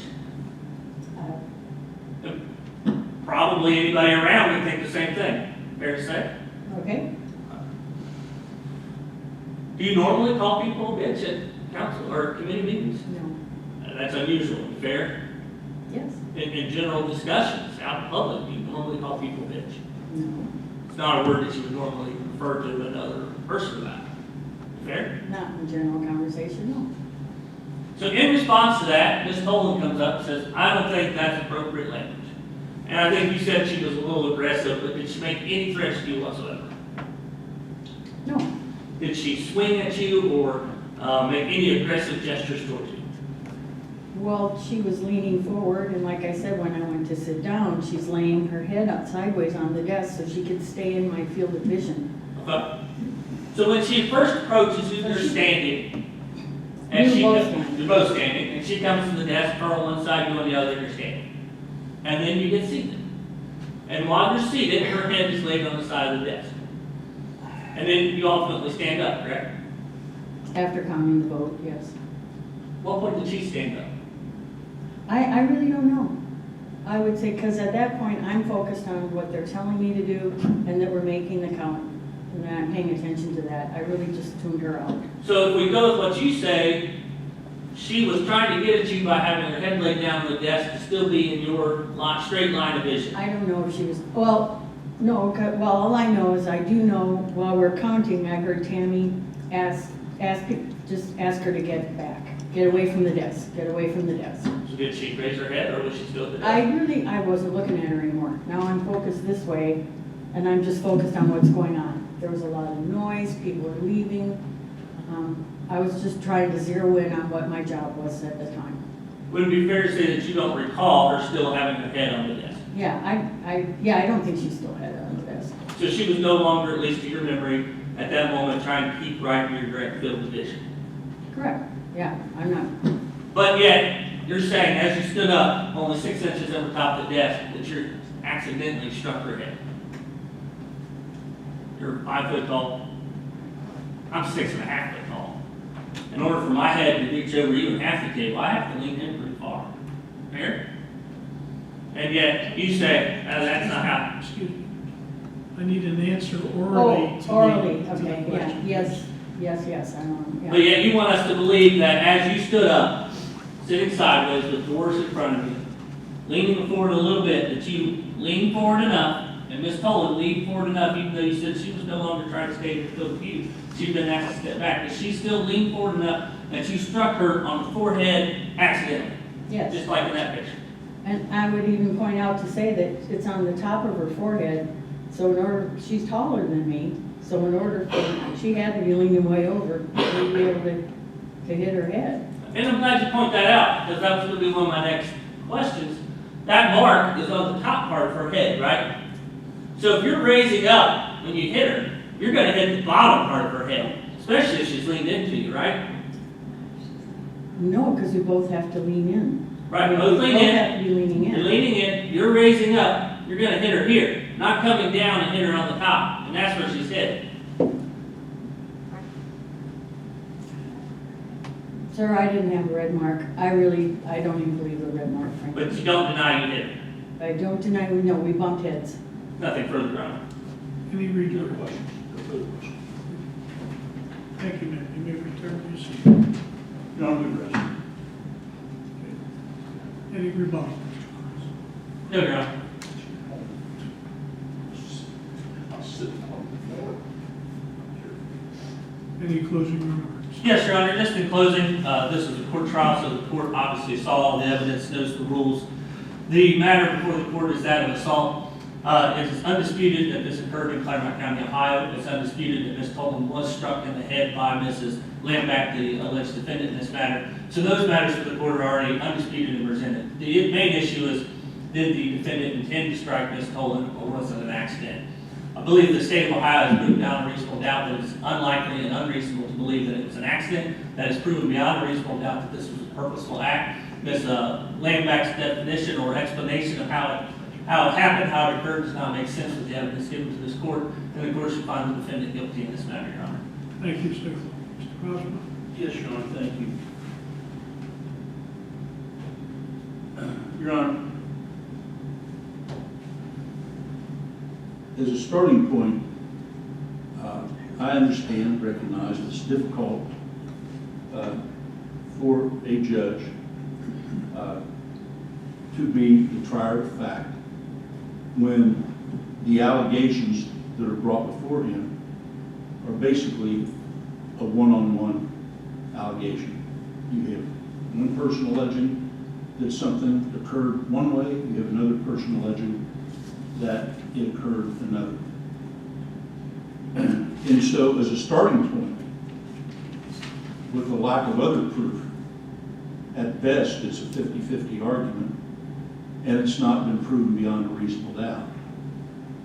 The question is, how does a court, or any trier of fact, a jury or court, ultimately make a determination beyond a one-on-one allegation if there's evidence that's been presented which causes the trier of fact to accept one side versus the other?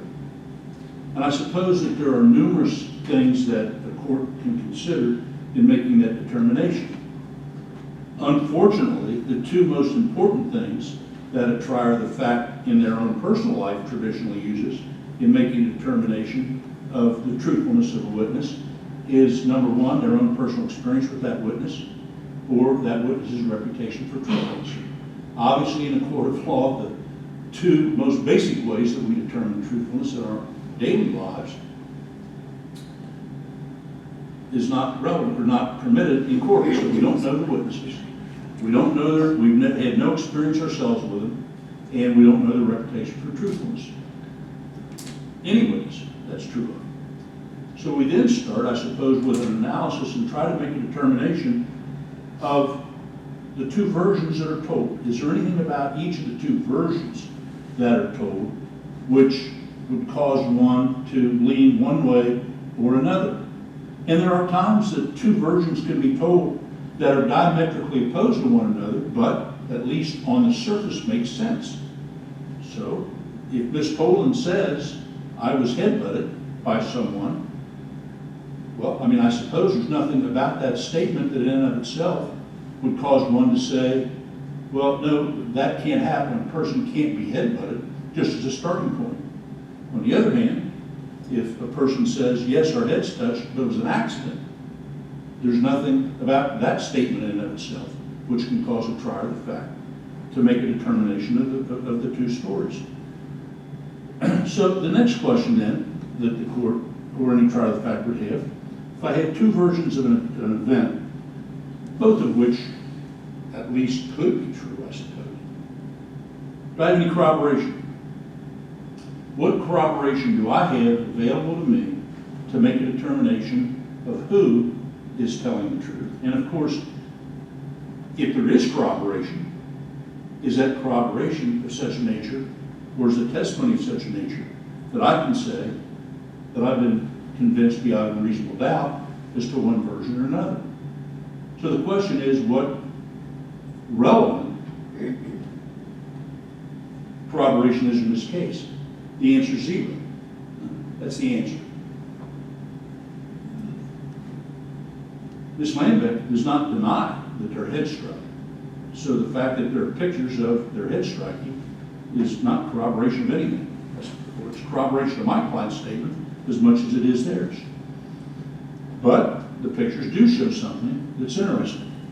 The pictures show that this injury, so-called injury to Ms. Tolan, if you look at how it occurred, the realities are it would be impossible for a 5-foot tall person to strike someone in the head in that manner across a 3-foot desk. It's impossible to do that.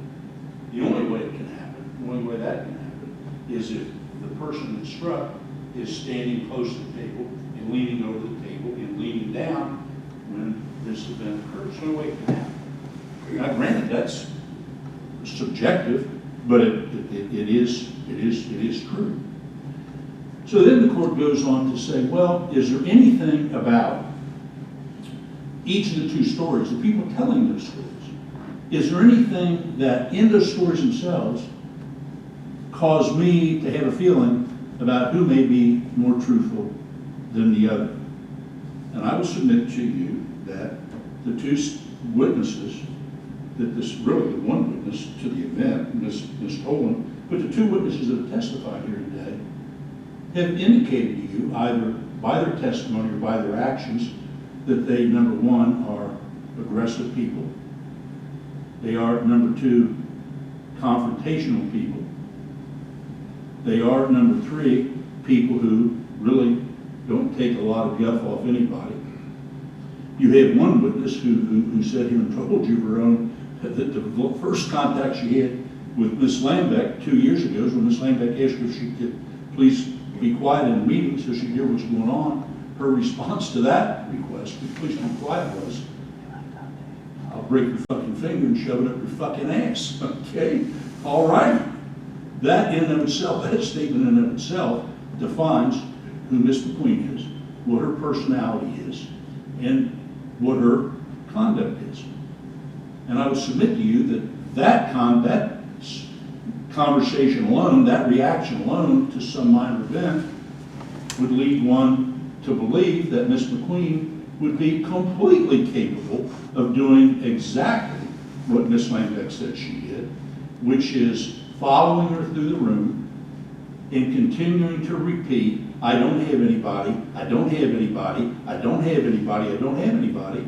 And when she's asked to be quiet so we can count the votes, instead of being quiet, she has the personality of someone, when confronted even by asking to be quiet, who puts the thing on rev and becomes even that much louder.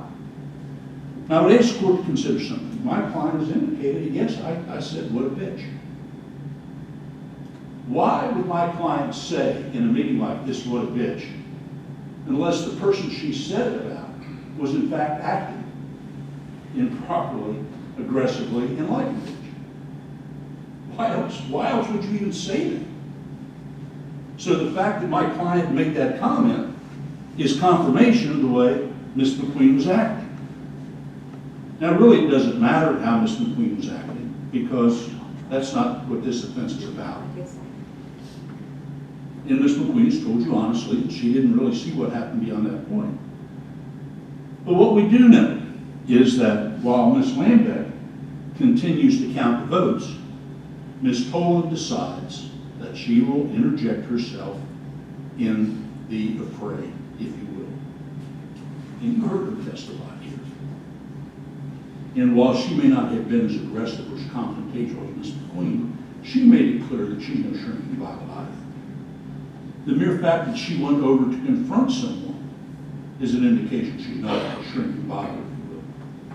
The fact that she went over to confront someone is an indication that she herself is an aggressive person, but that and that on this occasion, she had decided that she would interject herself in an event that frankly was none of her business. So I asked the court to make a determination of, at that very moment when Ms. Tolan came over and Ms. Lambeck sitting there and remained seated, by the way, who's the aggressor? Who's the one looking for a confrontation? Who's the one that's creating this event? Ms. Lambeck has told you that not only did Ms. Tolan continue, but when she sat down, Ms. Tolan laid her head on the table so that she could look up at her and continue to say, you don't have any right to do this, you shouldn't do this, I don't know where you're coming, on and on and on. You know, sometimes testimony, I suppose, when it's so bizarre, because it's so bizarre, has the ring of truth. And I wonder exactly why Trish Lambeck would make up the fact that Miss Tolan is laying her head on the table, looking up at her, continuing the discussion. That description of what occurred is, on some level, comical. But it is, the description is so absurd, given the entire attitude of the two state's witnesses, it actually sounds extremely plausible, and you can close your eyes and you can actually see it happening. Now, the state has made quite a, I guess, statement here, or wants to raise the issue about how Ms. Lambeck could strike Ms. Tolan. Well, the realities are, if Ms. Tolan is standing where she said she is, Ms. Lambeck, would you stand up? She would have to literally launch herself. This is where she says this, she'd have to launch herself to strike her with her head.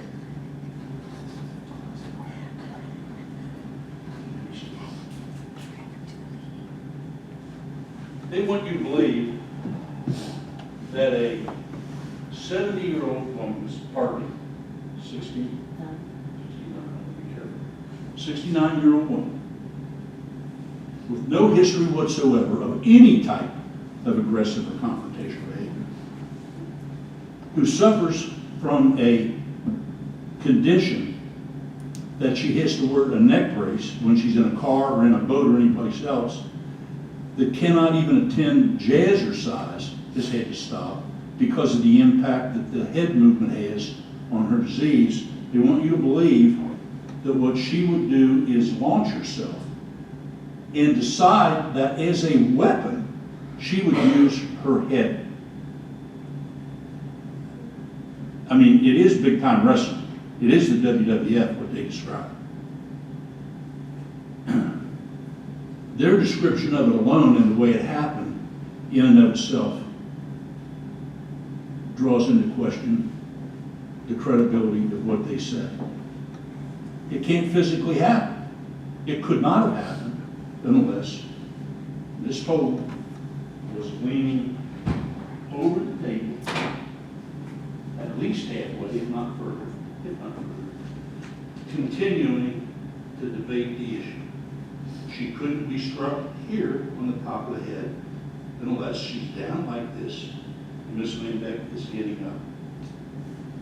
The way Ms. Lambeck shows she's getting up, I can sympathize with, being a senior citizen, because I myself, when I get up from a chair, have to raise my arms, stand up, and lean up to get up, which is exactly what she describes as doing.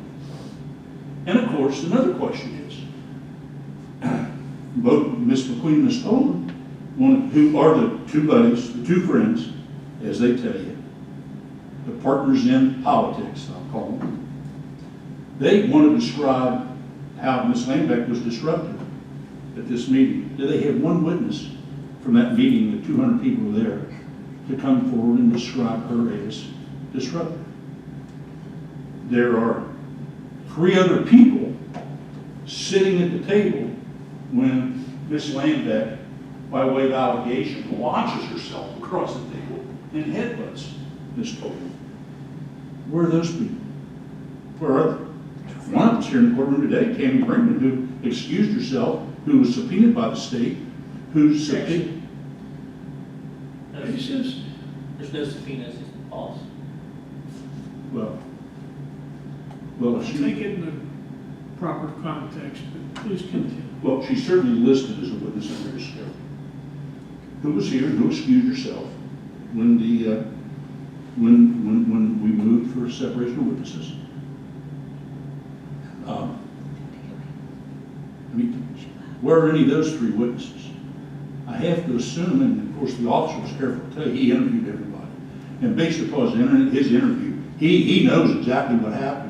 Well, if he interviewed all these people and he knows exactly what happened, where are all these people that he interviewed that causes him to know exactly what happened? I don't have to call those witnesses, as you know, and as the prosecutor knows, I don't have to call those witnesses to establish my client's innocence. The prosecution has to call those witnesses to establish my client's guilt, if in fact those witnesses can establish my client's guilt. So I would submit to the court that the court reviews this evidence objectively. You have two versions, one of which, frankly, the prosecution version, I find as incredible. I find it with so many holes in it that in and of itself is unbelievable, the way they say this happened. But when you couple the attitude of the two witnesses from the stand, the obvious people in this courtroom who have aggressive personalities, as opposed to the witnesses who have passive personalities. The way this thing supposedly occurred, Miss McQueen getting her nose in the middle of it, she tells you she did that. And then Miss Tolan getting her nose in the middle of it. They're the people who are the aggressors in these things. And her saying that someone's a bitch who's acting like a bitch is not an aggressive move, if you will. Pursuing her, coming over the table, leaning over the table, continuing the debate is in fact aggressive conduct. There's nothing here to believe that she would strike out and intentionally assault anyone. There's nothing here to make a case that it's anything other than an accident. We know, in general, one-on-one allegations, absent corroboration, are virtually, if not always, impossible to prove beyond a reasonable doubt. That's the dilemma the prosecution faces here, and that's the reason that the court should find my client not guilty of the charges that have been brought against her. Thank you, sir. Thank you. Rebuttal. Yes, Your Honor. Just in closing, Your Honor, again, the court's well aware of the law. I'm not going to go through that with the court. I'm just glad this is not a sexual assault case, and we'd be up here saying, well, she got what she deserved because she was wearing a short skirt. The defense wants us to think that, well, this was all an accident. They're saying she would have to, it's impossible for her to have struck her in the head like that. She would have had to launch herself over. I don't disagree. She had to make those steps. She went, like Mrs. Tolan said, and went forward and launched herself and hit Miss Tolan. That's exactly what happened. We're not here debating whether or not Miss Tolan was struck on the head. So the defense says there's no support for the prosecution's case. There's lots of support. Was Miss Tolan struck on the head? Yes. The defendant herself says she was struck on the head. No, so then we're left with why or how. So the defendant is the one who was calling Miss McQueen a bitch. She said herself, that's not what I normally would say in a meeting. That's not what I would say out in public. She knows that she was calling her that. Not appropriate in this setting. Once she's approached about it, she doesn't say anything. She stays quiet. Then, in her version, as she stands up, they strike heads. They did strike heads because the defendant took her head back and leaned forward purposely and struck Mrs. Tina Tolan on the head, causing the assault, causing this case. There is lots of support. The support that there was words used that aren't normally there. There's support of the case that the defendant says, I struck her, I hit her head. We did. When you look at how that would have had to occur, the only way, just as the defense said that could occur, is if the defendant leaned forward or launched herself towards Miss Tolan. And that's exactly what Miss Tolan said. Miss Tolan said she leaned back and then brought her head forward. That's how it was struck. That is supported by the photographs, where she was struck at, how she was struck. The defendant has been proven beyond a reasonable doubt that she is guilty, Your Honor. Thank you, sir.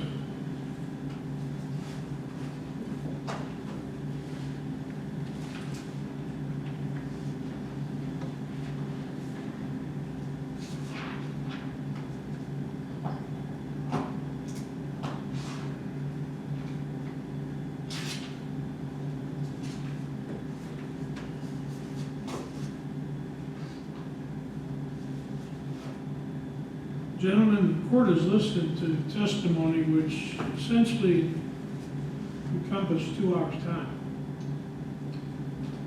I'm going to take this matter under advisement. I'm going to review my notes. I'm going to give it thought. So I will issue a written decision that it will not be made orally at this point in time. Please remain seated. The court is in recess.